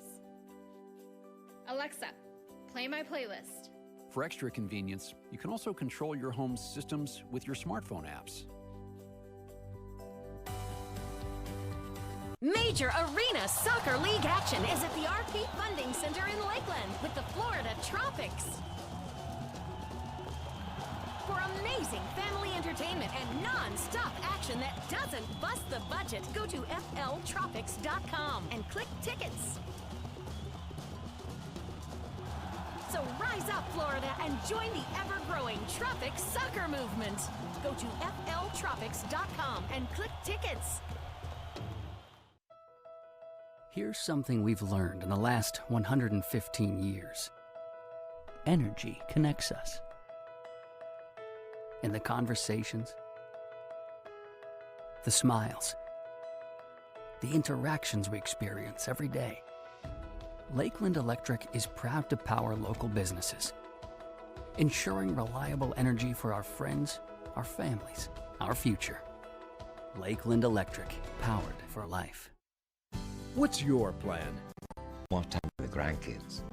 Care Plus can help with a variety of Medicare Advantage plans, many $0 copays, and 20 years of Medicare experience. Care Plus, we've got plans for you. Drew Ruggles, the goal scorer for Florida. Taylor Walter Bond from Eduardo Velez, the equalizer for San Diego, and that's where we stand 1-1. Robbie will take a quick look at some of the first half highlights. A little bit of everything, some good defensive work. Hugo Silva with the save, and both ends of the floor, the Tropics and San Diego, have been as solid as expected. Yeah, no, I think Hugo's made the saves that he's needed to make, and obviously the goal that he gave up was nothing he could do. It was a very short shot from close distance, but it's been a real good battle Power plays on both ends. Tropics Yeah, obviously a little bit unfortunate with having 3 to kill, but it's been a really entertaining game for me. Very tactical. Sockers are sitting in. The Tropics are trying to put a little bit of pressure. Maybe Pardo's best moment of the first half as he denied the Tropics twice there. Here's the goal by Ruggles as he had the little give and go with Zach Reggett, and that made it a 1-0 score. Just 19 seconds left in the first quarter on that one. I'd like to see that a little bit more. A little bit of a two-man game, played into the target and move off the ball, make runs. Some of the physical play that we've noted here. And then the great save, perhaps Silva's best save of the half through traffic against San Diego's leading scorer, Craig Childs. And then there's the equalizer by Bond. Yeah, and I think that's just a defensive mistake from Ruggles. He's trying to cheat on the wrong side of the boards. Typically, you want to force everything backwards. You don't want to get beat board side, something we say quite a bit in indoor. And he got spun by Velez, and a nice ball in. Good first-time finish from Bond. We'll see what the Tropics have in store as they will start the second half on the power play. Presented by Bond Clinic. This is Florida Tropics Soccer on Great 38. Second half action to come. Stay tuned.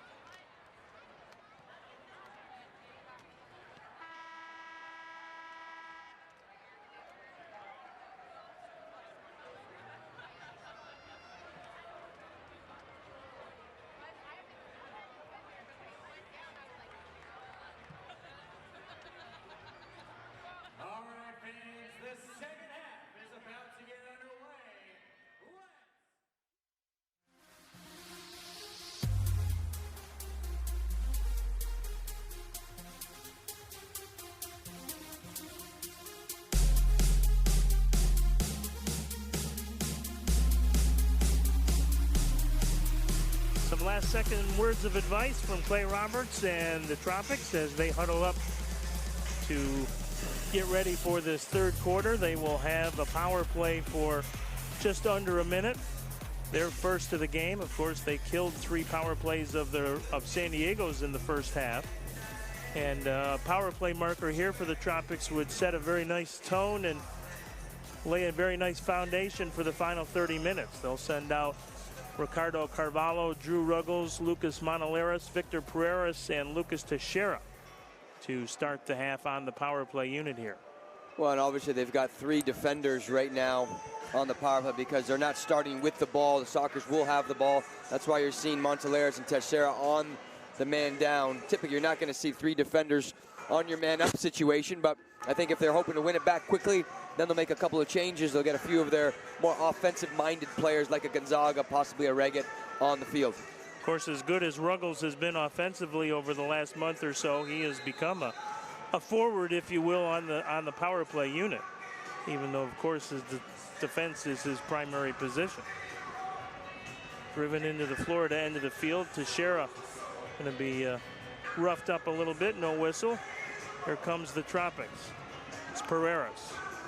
Pereiras going to slow it up, leave it for Ruggles now. Matt Clare out there. Gonzaga now comes out, as you alluded to, Robbie. Here's Pereiras with a shot. Go!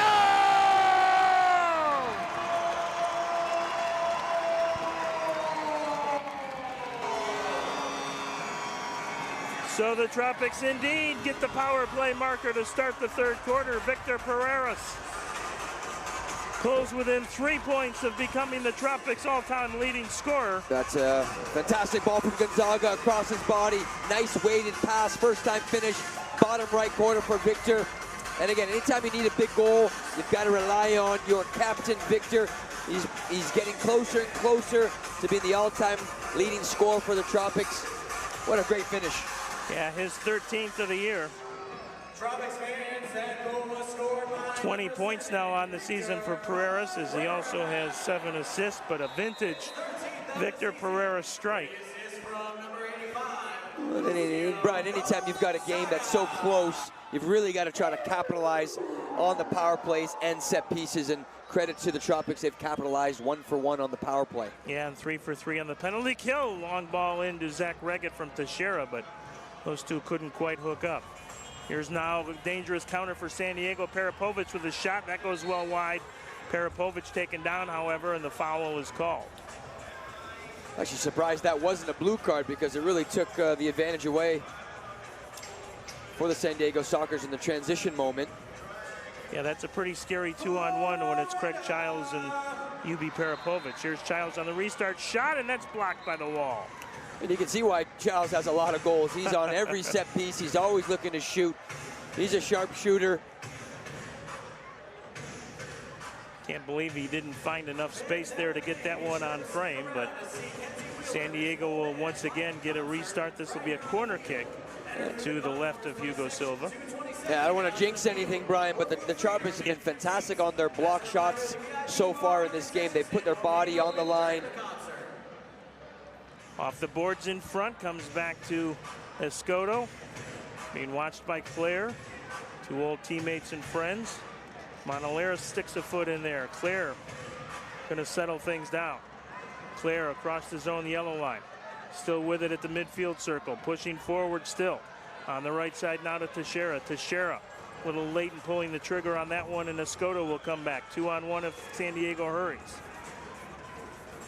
It's good transition defense. Yep, very good. And there's Anthony Arico with the intercept. Arico going to try and push it off the boards to himself. Can't quite get there in time now. Almost makes the steal as he got around Aguirre. Some end-to-end action heating up here is Escoto now with it. Escoto at the yellow line. Escoto, top of the arc, shot blocked by Monteleras. Picked up in the corner by Oliveria. Back on top now to Escoto. Oh, you'd like to see Gordy Gerson getting back. He's not on the field right now, but he made a fantastic transition defensive effort. Probably about a 30, 40-yard run backwards to try to make it a 3 versus 3. Long shot. That didn't miss by much as Aguirre pulled the trigger from about 40 feet. Taru double teamed on the far wall. Still trying to win possession. Carvalho in there as well, and Carvalho comes out of there with it, and we have a whistle and a handball call. Yeah, it's interesting, very late call from the referee. I think it was the right call, but restart for. It's a lot more open in the second half, Brian. It's almost seems that way. Yeah, it has a different feel, doesn't it? Feels like a Premier League game. It's back and forth, tons of transition opportunities. Really entertaining for the fans. Shot blocked by Mijatovic, but yeah, you can, and maybe it was because of that power play to start the half, but it already has a different feel than the first 30 minutes. Well, you know, there's always cagey moments in indoor soccer where you're trying to feel out the opposition, trying to figure out what they do best, what's their MO, what's their tactics. And right now, I think both teams know each other and what they want to try to achieve, and maybe that is helping open things up a little bit. Here's Ortega with it. Left side to Aguirre. Back on top to Pee Wee. Pressure on the far side by Daru. Oliveria gets it over to Escoto. Escoto trying to find the room, and again, good defensive work that time by the Tropics. Anthony Arrico. Carvalho going to try and track it down. Redirect try just misses, and this will be a restart from the top of the arc as Mijatovic put it out of play. Yeah, it's a rookie mistake there. Really had no pressure on the ball. Got a little bit nervous. Up until that point, there's a really good defensive effort from the Tropics. Soccer sustaining a lot of possession. Here's the restart down low. Silva gets a foot on it. San Diego with a quick restart try there. Here's a nice outlet to Arrico. He's got a breakaway. Anthony Arrico, yellow line. Arrico tries to get around Pardo. He's taken down, and that'll be a blue card. Has to be against Pardo. And I would imagine that's going to be last man. Yeah, it should be a shootout opportunity. Yep. Typically, Victor Perez does really well on the shootouts. Boy, what a great outlet by Hugo Silva, who has 4 assists already this season. Well, and Arrico tries to go by the keeper with a step over. And, you know, I think it is a lot of contact, but enough. Yeah, not a lot, but I think enough to put the offensive player on the ground. When you're in that situation, you're going to get the blue card 9 times out of 10, no question. But again, there's a lot of complaining from the Sockers because it didn't look like a real harsh challenge. But credit to Hugo Silva with that outlet pass. That's world class. That was tremendous. And Ubi Peripovic has just drawn himself 5 minutes in the sin bin. Well, and I think if you're Clay Roberts, you love to see him in the box for 5 minutes because he's one of the more talented players for the San Diego Sockers. So Victor Pereira's going to get a last-minute piece of advice from Matt Clare, who knows Boris Pardo, obviously. So Pereiras will make a bid for his second of the game. Well, Victor's typically very, very good on these 1v1 situations. Pereiras will move on the whistle. Pardo will come off his line. Of course, Pereiras does not have to take the shot. The rest of the field players will charge in from the center line. We saw a shootout goal scored a couple weeks ago in the league where it was passed off to one of the teammates before the goal was scored. So Pereiras does not have to take the shot, but he comes to the top of the arc, moves it over, shot, goal!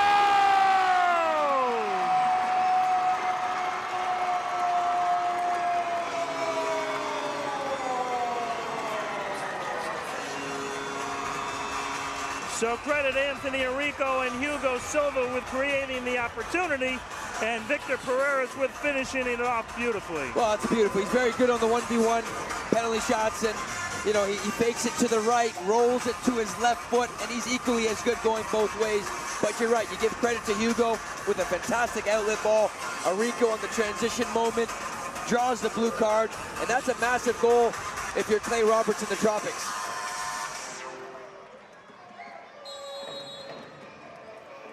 So Pereiras with 2 here in the first 3 minutes of the second half, and the Tropics have their biggest lead of the night at 3-1.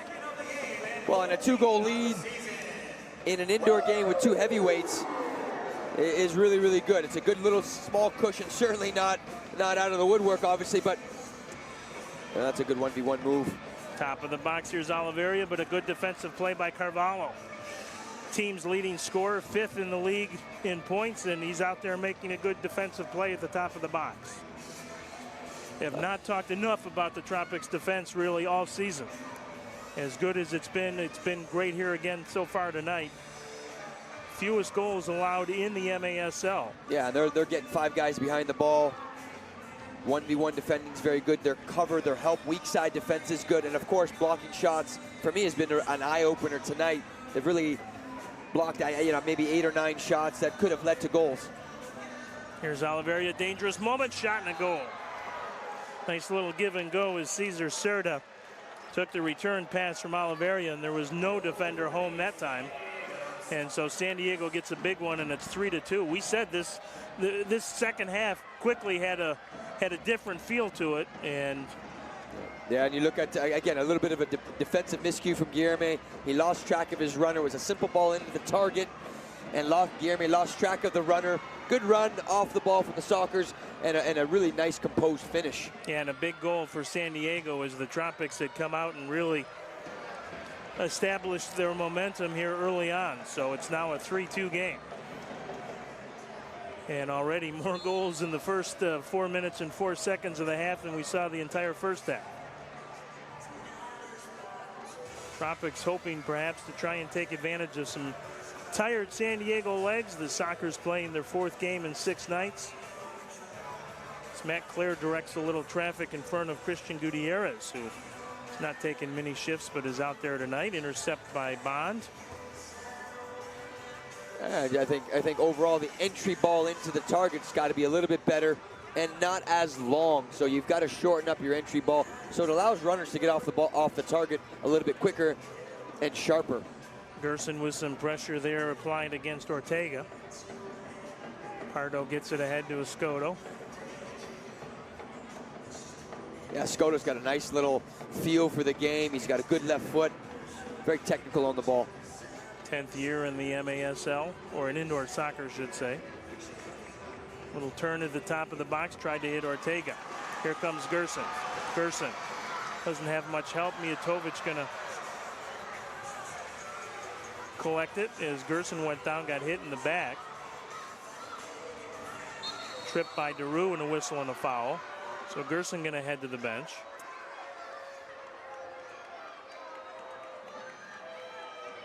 And we're looking at the replay. Gerson, really not too much in that. I think he's trying to sell it and try to get the call. But again, it's the second time right now. The San Diego Sockers are looking to find that entry ball into the target centrally. So that's actually a very difficult ball to defend if you're a Tropics player, because the target can go either way in terms of his dish-offs. And we saw that earlier on the goal. Pressure by Daru, and Reggett now will take a step or two towards Pardo. Header by Carvalho. He almost got it all the way through to Reggett. Here's Carvalho with a shot. Tried to maybe look at Daru back post, but never got through. Here comes Escoto. 3-on-3 for San Diego. Tropics will sag back. Good ball left side to Ruiz at the yellow line. Ruiz into Escoto. Nice little two-man game. Yep. Yeah, tidy on the ball right now. Again, another ball into the center. Difficult to defend that because you've got runners going either way. Long ball from Escoto halfway to Madeira Beach. Yeah, I think right now, Brian, the Sockers are taking advantage of long spells of possession. Tropics look a little bit fatigued, which is somewhat surprising because the Sockers certainly have played a lot more games in a short amount of time. But I think the Tropics need to get back to some sustained possession, quicker line changes, and longer spells with the ball. Machado plays it back to Silva. Machado at his yellow line. Being watched by Brian Farber, one of the truly talented players in this league. Ruggles almost loses it there to Ruiz, but Gonzaga comes in, plays it ahead to Machado. Machado, nice ball off the boards. Guilherme, tough angle, shot off the boards. There's Perez, and he just missed the hat trick. Here's a long ball shot, and that one just goes wide by Gerson. Here's Guilherme with a shot, and that's blocked. Oh, how Victor will think about that one tonight. A chance for the hat trick here in the third quarter, and he missed by just a couple of inches. Cerda with it. Ruggles on him. Cerda with a nice move into the corner. Blocked out of there by Silva. Gerson tried to get out of there. Guilherme. He's got Gerson down the field if he could find him. Can't do it. Got double teamed over there. Little give and go with Ruiz, and that's blocked in there by Machado. Yeah, San Diego's got that down just about perfect here. Well, and I think they are a little bit fortunate that Victor Perez didn't have a hat trick on the night because he missed a closed opportunity. Another ball into the middle. I think Clay Roberts has got to talk about tactically. They've got to force everything into the wide areas because the Sockers are finding that penetrating pass centrally. Handball against Machado, so it'll be a restart outside the yellow line here for San Diego. Here's that tremendous opportunity for Pereiras. Yeah, and Guillermo, what a great ball into Machado, and Victor just, you know, obviously inches to the right, but a good ball off the boards from Guillermo. Victor can't believe he missed that one. And neither can this good-sized crowd here in Lakeland. Enjoying the battle of the best in the East, the 12-1 Florida Tropics against the second best in the West, the San Diego Sockers at 11-3. Yeah, it's been a very good technical and tactical game from both sides. Right now, I give the edge to the San Diego Sockers in the third quarter, even though it's a 3-2 game for the Tropics in terms of just possession.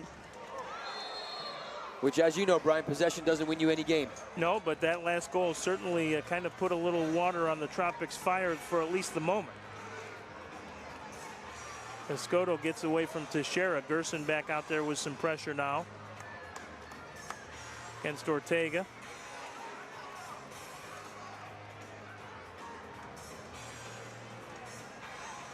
Oliveria with it, being watched by Mijatovic. Escoto with it. Teixeira on him. Came top of the box to Gutierrez.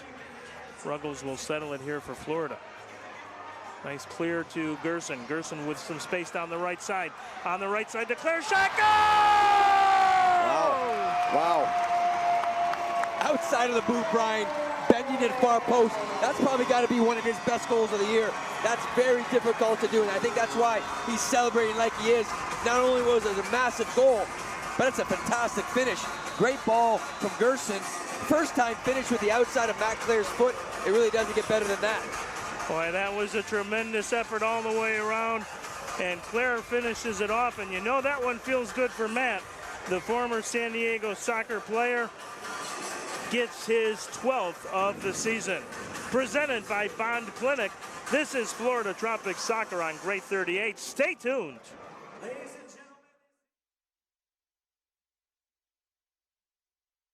We are the Bond Clinic.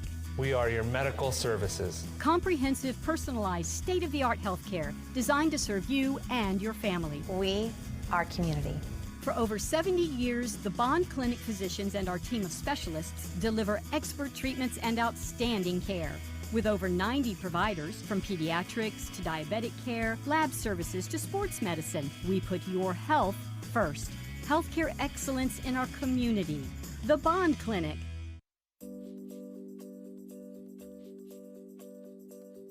Your Syntec smart home works with devices like the Amazon Echo Dot. Alexa, turn on all lights. Many of your home's features can be controlled by giving simple voice commands. Alexa, set temperature to 72 degrees. Alexa, play my playlist. For extra convenience, you can also control your home's systems with your smartphone apps. Major Arena Soccer League action is at the RP Funding Center in Lakeland with the Florida Tropics. For amazing family entertainment and non-stop action that doesn't bust the budget, go to fltropics.com and click tickets. So rise up, Florida, and join the ever-growing Tropics soccer movement. Go to fltropics.com and click tickets.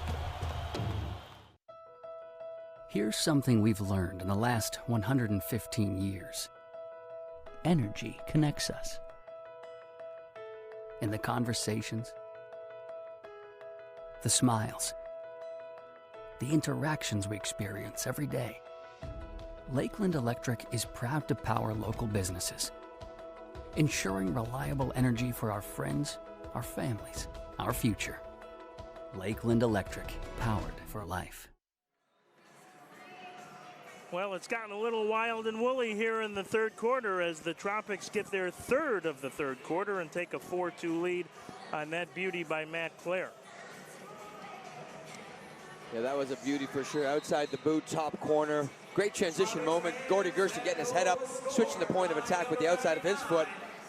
And really a great composed first-time finish from Matt Clare. Yeah, those were world-class plays. World-class assist, world-class shot by Matt Clare to make it 4-2.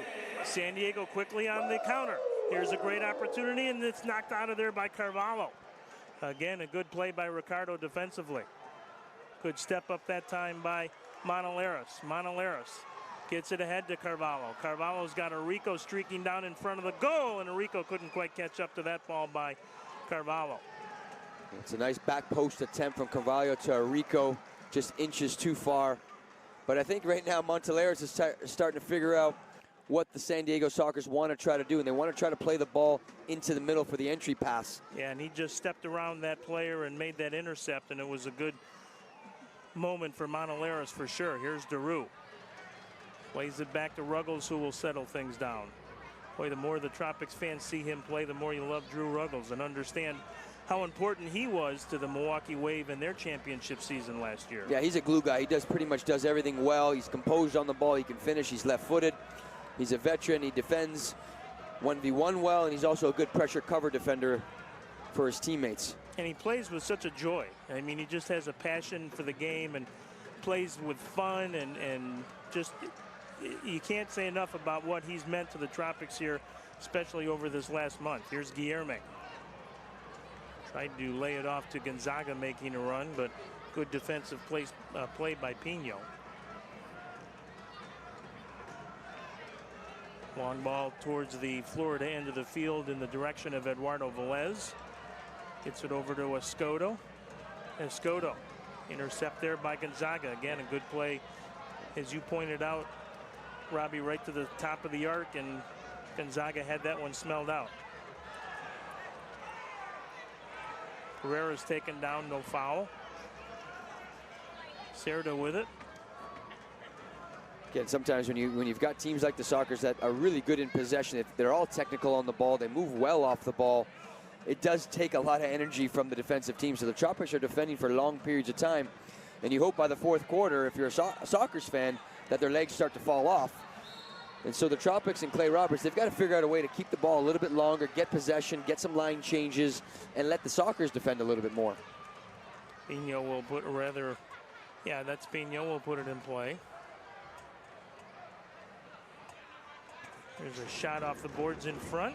Peripovic can't catch up to the blast by Velez as Peripovic takes a bad bounce off the boards. Look out here. Here's a Escoto shot, and that one's off the crossbar.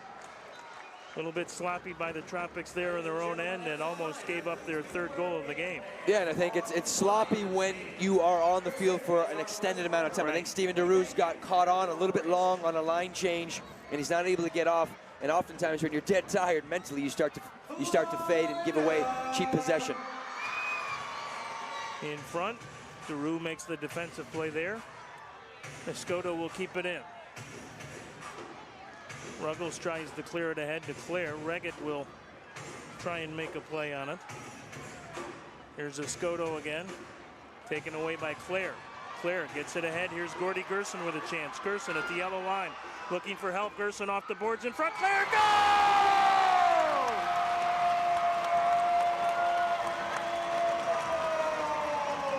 Really a fantastic transition moment. Gordy Gerson to Matt Claire. I think we said that earlier, on a great goal off the boards. First time finish again. So credit to Gordy Gerson for getting his head up, and credit for Matt Claire. I believe that's his 14th on the year for a midfielder. Is really fantastic numbers. Another beauty by the Tropics, who have raised their level of play off the boards this year to an entirely new height. They have scored so many pretty goals using the boards this year. A perfect textbook indoor goal for the Tropics. And Craig Childs at the center circle clapping his hands, trying to make sure this one doesn't get away from San Diego. And there is a ton of time left. 5-2 Tropics with 2:53 to play here in the third. Yeah, and those are two big goals from Matt Claire, two big assists from Gordy Gerson. Yeah, beautiful assist. And I think, like the San Diego Sockers are a really, really good possession team. They're struggling in the transition moments because they really attack with all five guys very high. And so oftentimes you lose the ball, there's tons of space in behind. And right now, that's two big counterattacks for the Tropics. And if there's any better example of what this Tropics offense has been all about this year, it's Gordy Gerson with two beautiful assists. This is a guy who had 34 goals last year. He's a goal scorer, and he had a chance to shoot that. I mean, he certainly had the opportunity to take the shot and try and have all the glory himself, and instead made just a perfect pass off the boards to a teammate to knock it in. Yeah, it was a great goal, great assist. A little unconventional because it was a 3-on-1. But you got to give credit to Matt Clare for making that long run, and of course Gordy Gerson getting his head up. And you'd love to see the chemistry between those two players. Yeah, absolutely. Yeah, been impressive to watch, and was one of the questions when the Tropics put this roster together of all-stars, really, how it would all come together, the chemistry and the selfishness or the lack thereof, and the Tropics have been extremely unselfish in their play literally all season, and that has been testimony certainly to Clay Roberts as the head coach, and the players obviously themselves as they have fed off each other. Yeah, I think this is a critical minute and 40 seconds on the clock. You don't want to give up a goal going into the fourth quarter. You've got a nice 3-goal lead. And Teixeira almost made it 4, just missed by a couple inches high above the crossbar. Oh, that's a great header from Ruggles.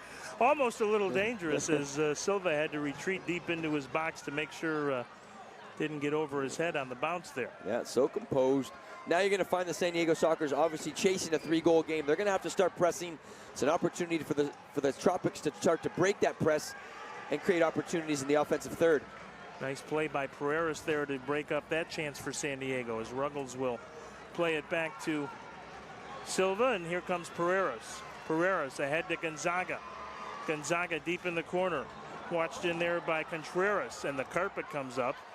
They're going to stop play here for a moment to make sure they fix the turf in the far corner. Well, turf monster will get the best of any player. And, you know, you look at the Florida Tropics, this turf is actually a really good turf. I've played on some turfs where there's tons of bumps and different areas where makes it very difficult to play. So credit to the Florida Tropics and their ownership to bringing in a good turf that's flat. It's very playable. And you can see from the game tonight, the football and the technical ability is spot on at a very high level. And the good news is everybody okay. Here's a chance now for Bond. Gets it back to Escoto. San Diego would love one here to build on for the fourth quarter. 5-2 Tropics, 4 goals in the quarter for Florida. One of their best quarters of the season so far. Here's Escoto being watched in there by Daru. Escoto gets it in front. Mijatovic able to knock it away. The Tropics able to clear it out to the midfield zone. Yubi Peripovic. And Claire may have hurt himself going doesn't for look that good. loose ball. The way he went down does not look good because that's a non-contact injury from Matt Clare. And that would be a big blow for the Tropics because he's had a fantastic game. He's on all fours right at the midfield circle as he made that challenge near midfield. But as you mentioned, Robbie, went down without any contact, and the medical staff from Bond Clinic will be out to take a look at Matt, and hopefully things will be okay. 15 minutes left. 5-2 Florida presented by Bond Clinic. This is the Major Arena Soccer League on Grade 38. Back in a moment.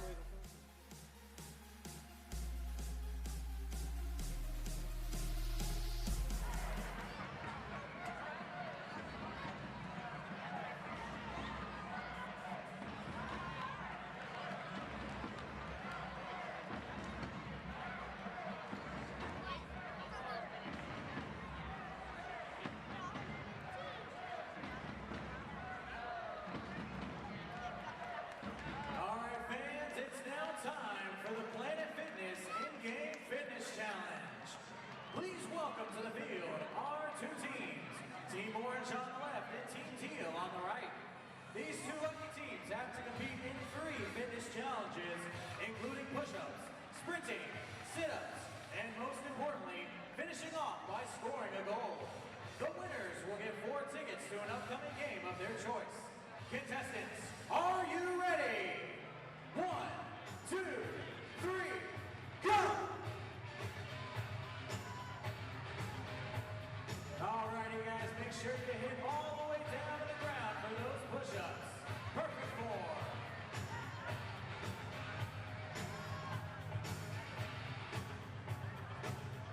Alrighty, up next we have the sit-up portion of our contest. Looks like it's an even matchup so far for both teams. All the way down, all the way up. For Looks like Team Orange hit a bit of a snag. Let's see if they can come from behind, fans. Let's cheer them on. Team Blue is the first one to break. Can they score the goal and win this game? Oh, a little bit to the right. A little bit to the left.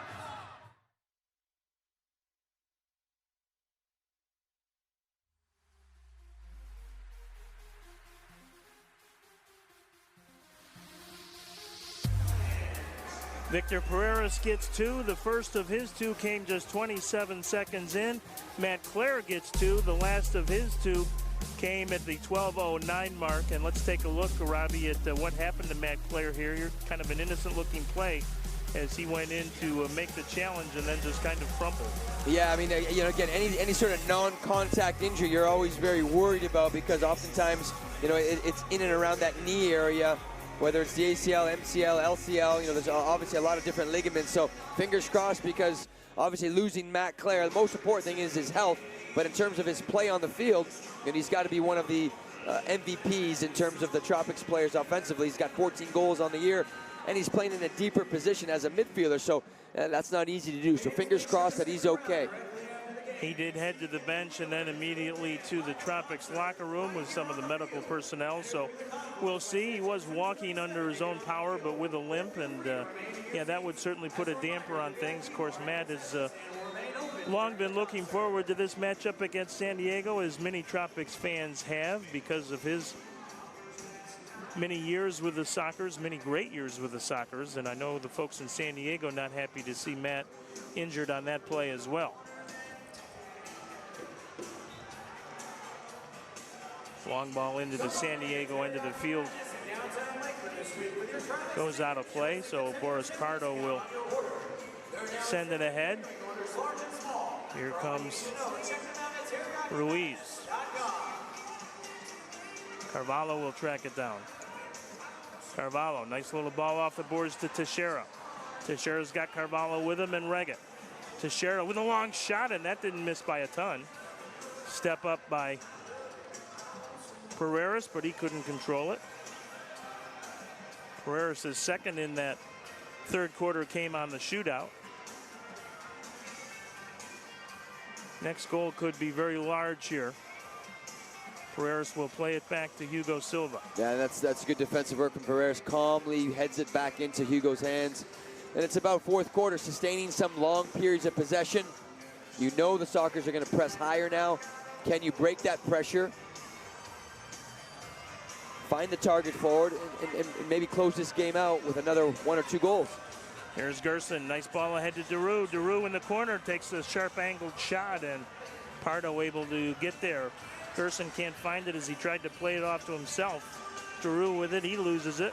Still battling though in there in front, and it comes back to Pardo.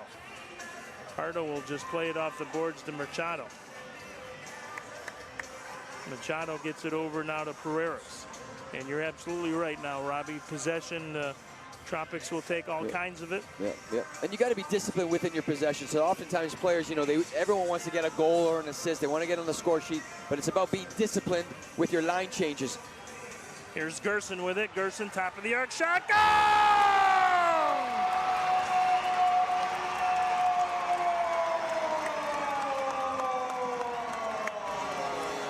I want to say that's another assist from, well, Hugo Silva playing the ball right into Gordy Gerson.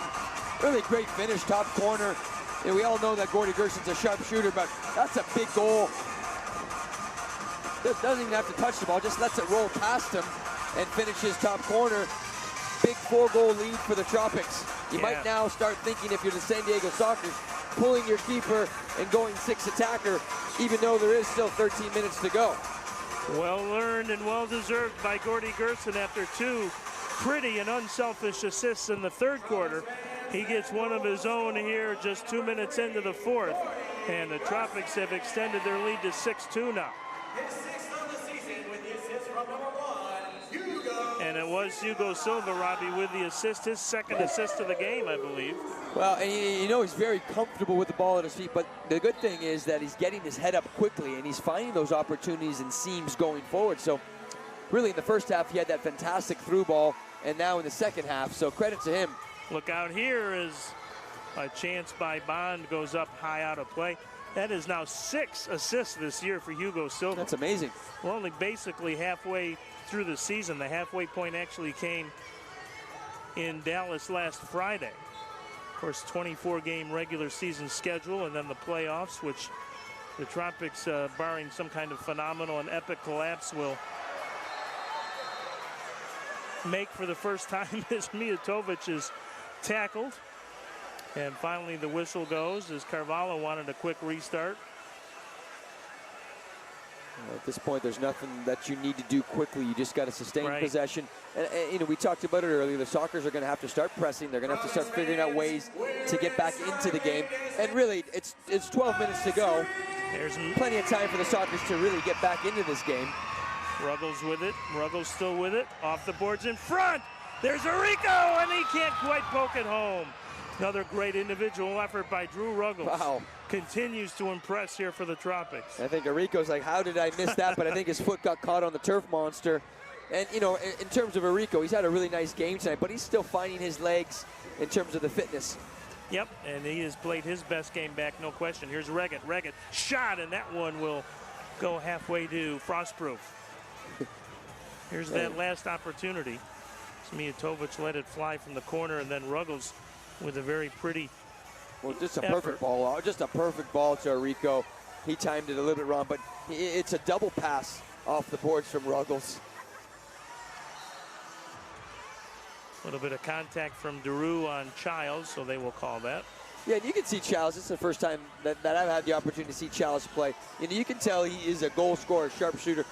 Credit to the Tropics. They've really neutralized him in the offensive third. And Escoto and Farber, really none have been a huge factor here tonight. As San Diego sends it out of play. And Childs, you know, again, you know, the way he plays, and I think that he does get a lot of goals on set pieces and power plays, but he's a very clinical finisher. He's got a really good touch and feel for the indoor game, and the Sockers are lucky to have him. One of the best in the business, no question, is got 2 balls on the field, and that math does not work. Took a while to get that one back in play from the stands, so they threw one in from the penalty box area, but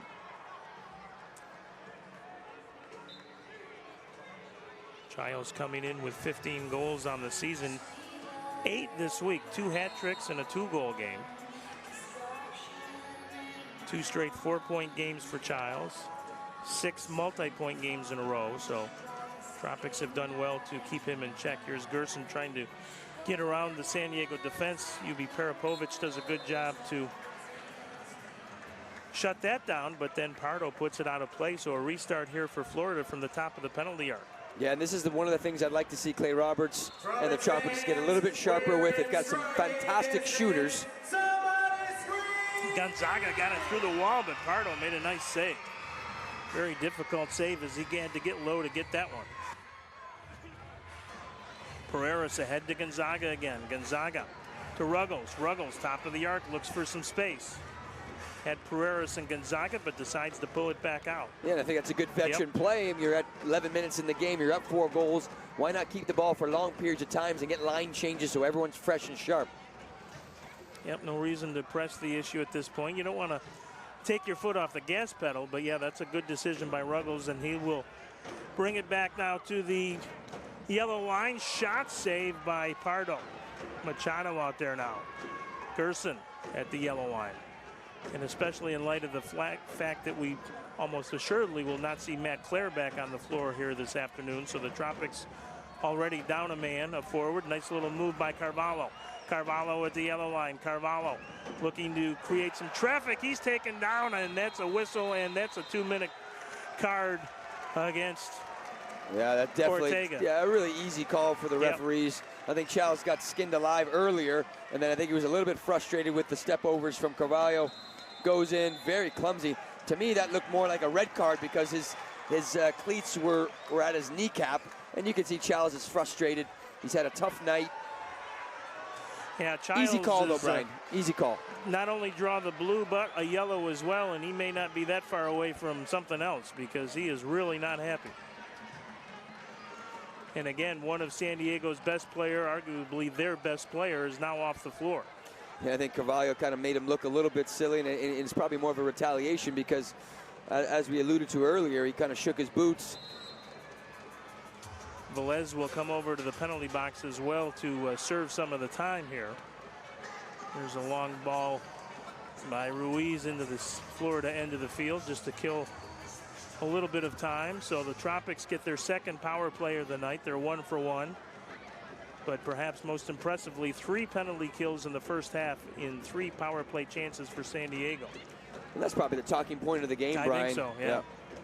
Right now, they don't really need to score. You could literally just take 2 minutes off the clock, tire the Sockers out, get some line changes. All of a sudden, you just wasted 3-4 minutes. So this is an interesting power play. Do you really need to score? Certainly it's not going to hurt you, but you have to be very careful in the transition moments if the Sockers do steal the ball. Gonzaga with it at the yellow line to Carvalho. Tropics will certainly be patient, but yeah, it'd be nice to add at least one more. Hometown fans would like that. Carvalho to Gonzaga. Tropics in no hurry. Here's Carvalho. Wanted to tee that one up, I think, but Gonzaga didn't get a lot of steam on that one. They may try it again. Here's Ruggles. Down to Pereiras. Pereiras, top of the box. Shot saved by Pardo. Good screen and fug by Reggett, and Pardo just did see it at the last minute. Pereiras can't get it. Here's a shorthanded chance for San Diego in front. Ruggles, though, with it. His calm, cool demeanor able to take that one away and deny Ruiz a chance. Here comes Gonzaga. Good play as he was challenged in there briefly by Cerda. Yeah, credit to the Sockers. Really doing a good job on the man down. 20 seconds to go in the man advantage. Reggett leaves it off for Gonzaga. Shot! Pardo with a save. Great save from Pardo. That was a good one. Carvalho a little toasty on the challenge there against Ruiz. Called for the foul. Will just about do it for the San Diego power play, or the Florida power play, I beg your pardon. Velez up in the box, 10 seconds left in the man advantage. Well, yeah, you know, I am a little bit surprised that you haven't seen a 6-attacker jersey been pulled yet for the Sockers. You know, they're in that area now, 8 minutes to go in the game, down 4. You've got to find a way to get back in the game. Header, and Silva gets back on his line as Ortega tried to catch Hugo by surprise, and Silva said, not this time. Teixeira going to try and catch up to this one. The Tropics in some trouble here. Here's a 3-on-1. Ruggles back. Not sure what happened. That one's wide. Header wide as Pino had a chance, and Ruggles again to the rescue. Here comes Gerson ahead to Guilherme, and Gerson is down. Guilherme with it off the boards in front to Arico. Arico shot, goal!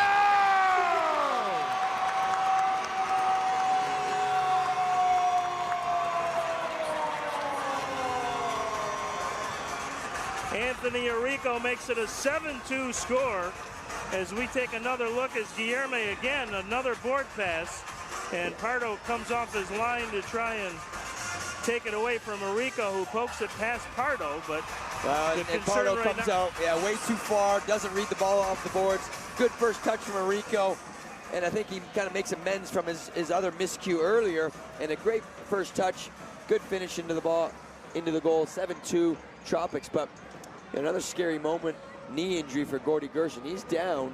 There has been a blue card that has been pulled. Well, we'll see how it all shakes out. Gerson has been nursing a foot injury for much of the year. But, yeah, they look like they're working on that right leg right now. Yeah. Now, Tropics already down a forward with Matt Clare. The referee's showing 5-5. Yeah, I'm not sure. Now, oftentimes when you pull the blue card and then you score, it kind of cancels that out. Delayed, right. It may have been a delayed call that was canceled by the goal. Well, Gerson really hobbling here. Here's another look.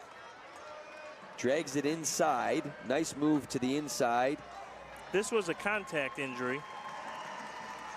Ortega coming in. Velez also there. And it looks like he clipped legs with Velez somehow. Yeah, it looks like a difficult one to tell there on the replay, but he did plant hard, and you hope his knee didn't buckle. Very similar to Matt Clare, where it didn't seem to be a ton of contact. Yeah, there wasn't a ton. You're right. But the San Diego Sockers have now finally pulled their keeper, and looking. I think they waited probably a little bit too long, but 7-2, 5-goal lead for the Tropics. It's going to be difficult nonetheless for the Sockers to get back into this game. We might see 1 or 2 open net goals for the Tropics. Ruiz is the 6th attacker, so the Tropics down 2 forwards now. Carvalho with it to Pereiras. Pereiras with a long shot and a goal!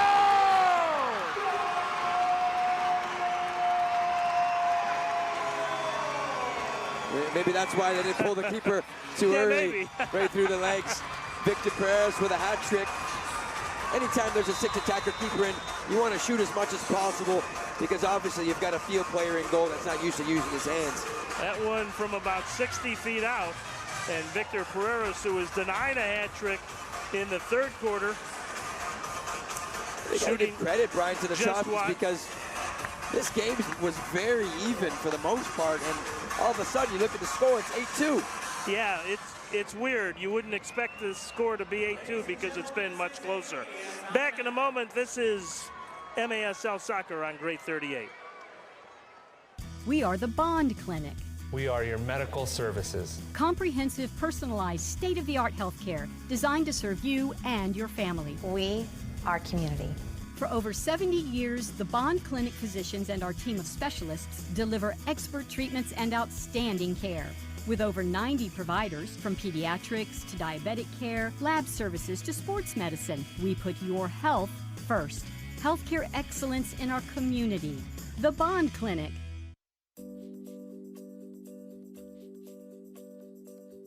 Your Syntec smart home works with devices like the Amazon Echo Dot. Alexa, turn on all lights. Many of your home's features can be controlled by giving simple voice commands. Alexa, set temperature to 72 degrees. Alexa, play my playlist. For extra convenience, you can also control your home's systems with your smartphone apps. Major Arena Soccer League action is at the RP Funding Center in Lakeland with the Florida Tropics.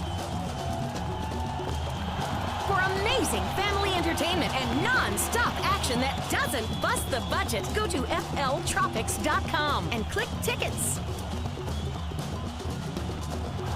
So rise up, Florida, and join the ever-growing Tropics soccer movement. Go to fltropics.com and click tickets. Here's something we've learned in the last 115 years.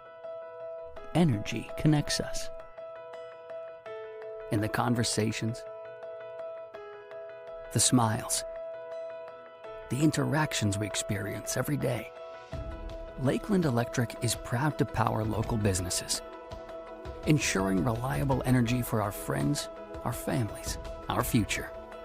Lakeland Electric, powered for life. The Swan City Syndicate happy, at least for the moment, as the Tropics lead at 8-2. That's certainly a big reason for a Swan City smile, but certainly a lot of concern as well over the health of Gordy Gerson and Matt Clare, who both have been helped to the locker room here in the 2nd half. Well, and I do see Matt Clare back on the bench. Obviously, he's not going to go back in. You just hope both Matt Clare and Gordy Gerson, they both connected very well tonight. The chemistry between the second forward and the midfield spot's been spot on tonight. And Clay Roberts certainly has to keep his fingers crossed that there's no serious injuries. Long ball into the Florida end of the field here.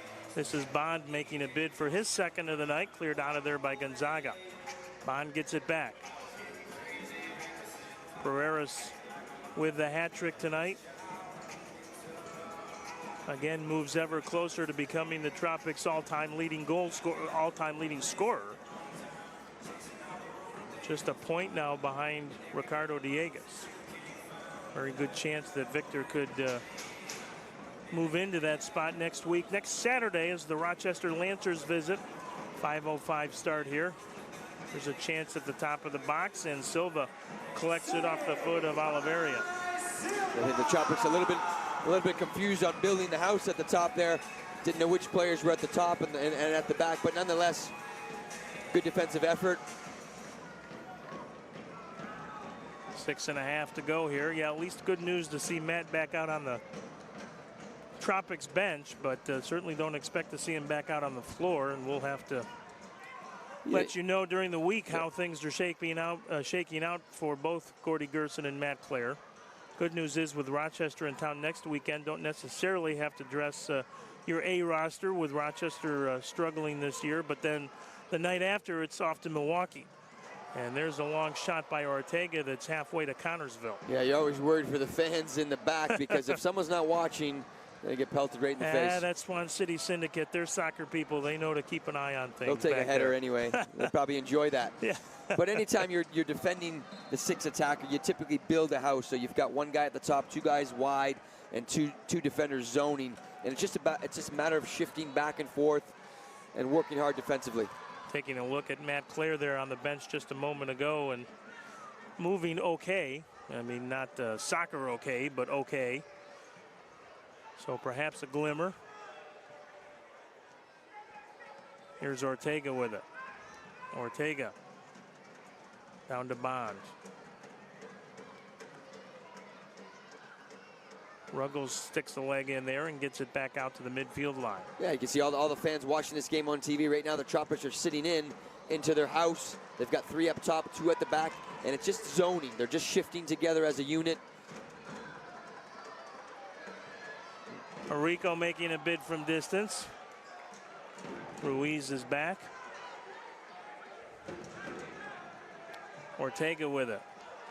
So San Diego will finish this grueling 6-game road trip 3-3 with losses to Monterey, Baltimore, and the Tropics. Well, and again, they're playing 3 heavy hitters right now, obviously. Yep. That's a lot of games for the Sockers, but you can see they've got some real talent, and this game was anyone's ball game in the first half. It's just those 3 man-down kills from the Tropics that I think was the turning point of this game. And on the other side of the ledger for Florida, they now will have wins this year over Baltimore, Milwaukee, and San Diego. That's a collective 40 indoor soccer titles. Here's a chance in front, and Silva with a huge save. What a great save from Hugo Silva. Here's another long shot and a goal. Ruiz hammers one home from about 50 feet out. You don't see often too many times 6 attacker keepers score, but it does happen from time to time, and that was a great shot. Yeah, Ruiz just blistered it under the crossbar. Perfectly placed shot. I think Hugo was still celebrating from that initial save. He might have been, and who could blame him?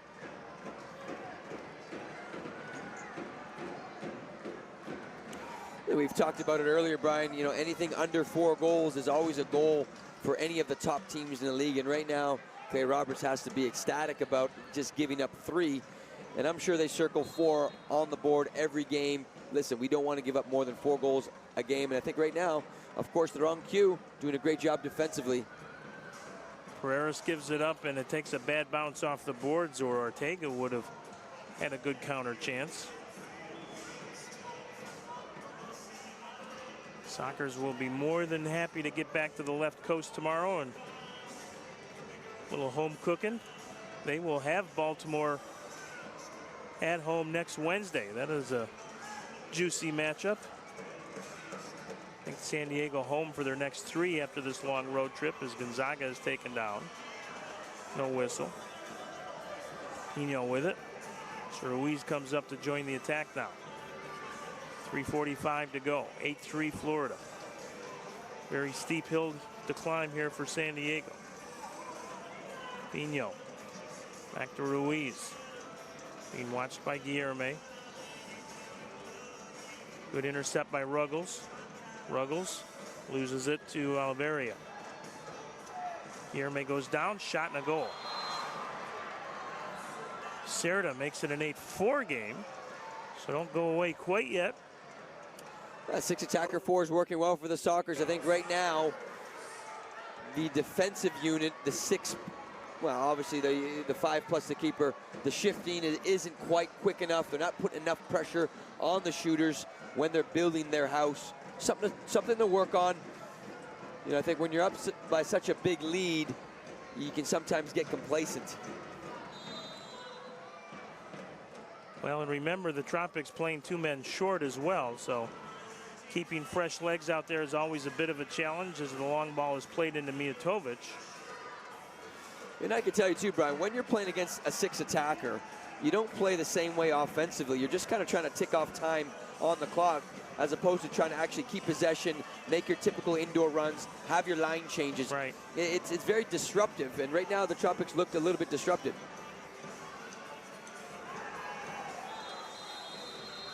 And a blue card coming up here, I believe, against Mijatovic. Yeah, and he did kick him from behind. It was a that was a bonehead move from Mijatovic. Kicks him from behind. No reason. You're up 4 goals, less than 3 minutes to go. So San Diego will get its 4th power play of the game. San Diego hanging around to make it just close enough here. Well, they're going to have 2-man advantage technically Right. because their keeper's out of the box, so it's a 6 versus 4. Quick one here makes it a 3-goal deficit. Here's Escoto with it. Childs with a shot. Silva knocks that one out of there. Rico with the intercept. Rico tried to catch Ruiz out of the goal, and he wanted a foul. Did not get it.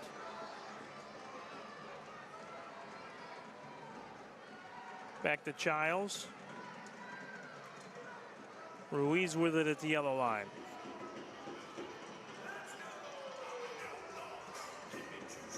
Tracked down by Oliveira.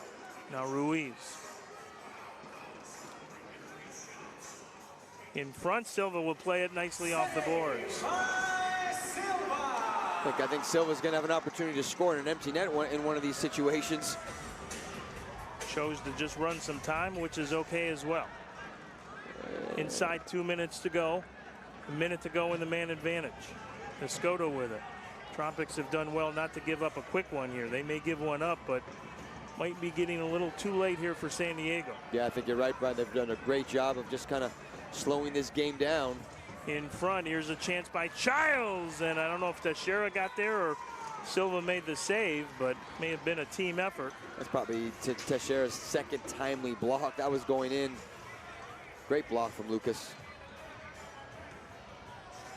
There's a chance down low in front, Bond, and he bangs one just above the crossbar. Bicycle kick tried by Karapovic, not on mark. Escoto with it, 28 seconds to go, man advantage. Here's Ruiz, long shot. Silva's gonna try and throw it the length of the field. Let's see if it's got enough on it.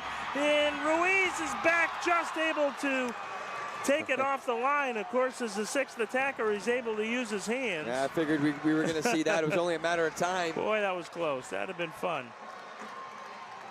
Of course, Silva scored last year conventionally on about a 60-foot shot against Milwaukee when he came across the midfield line. Here's a chance down low, and that one's banged wide on the short side by Childs. Here's Mijatovic. Mijatovic tries to make a bid from long range, and his own man, Daru, got in the way of that one. Inside a minute to go, and the Tropics will improve to 13-1 on the season and retain their 3-game lead, at least a 3-game lead in the Eastern Conference. Daru will clear it back to the midfield line. So an impressive effort here this afternoon and evening by the Tropics. Header goes wide as we play out the final 20 seconds. Shot and a goal here late, and that will just reflect on the stat sheet.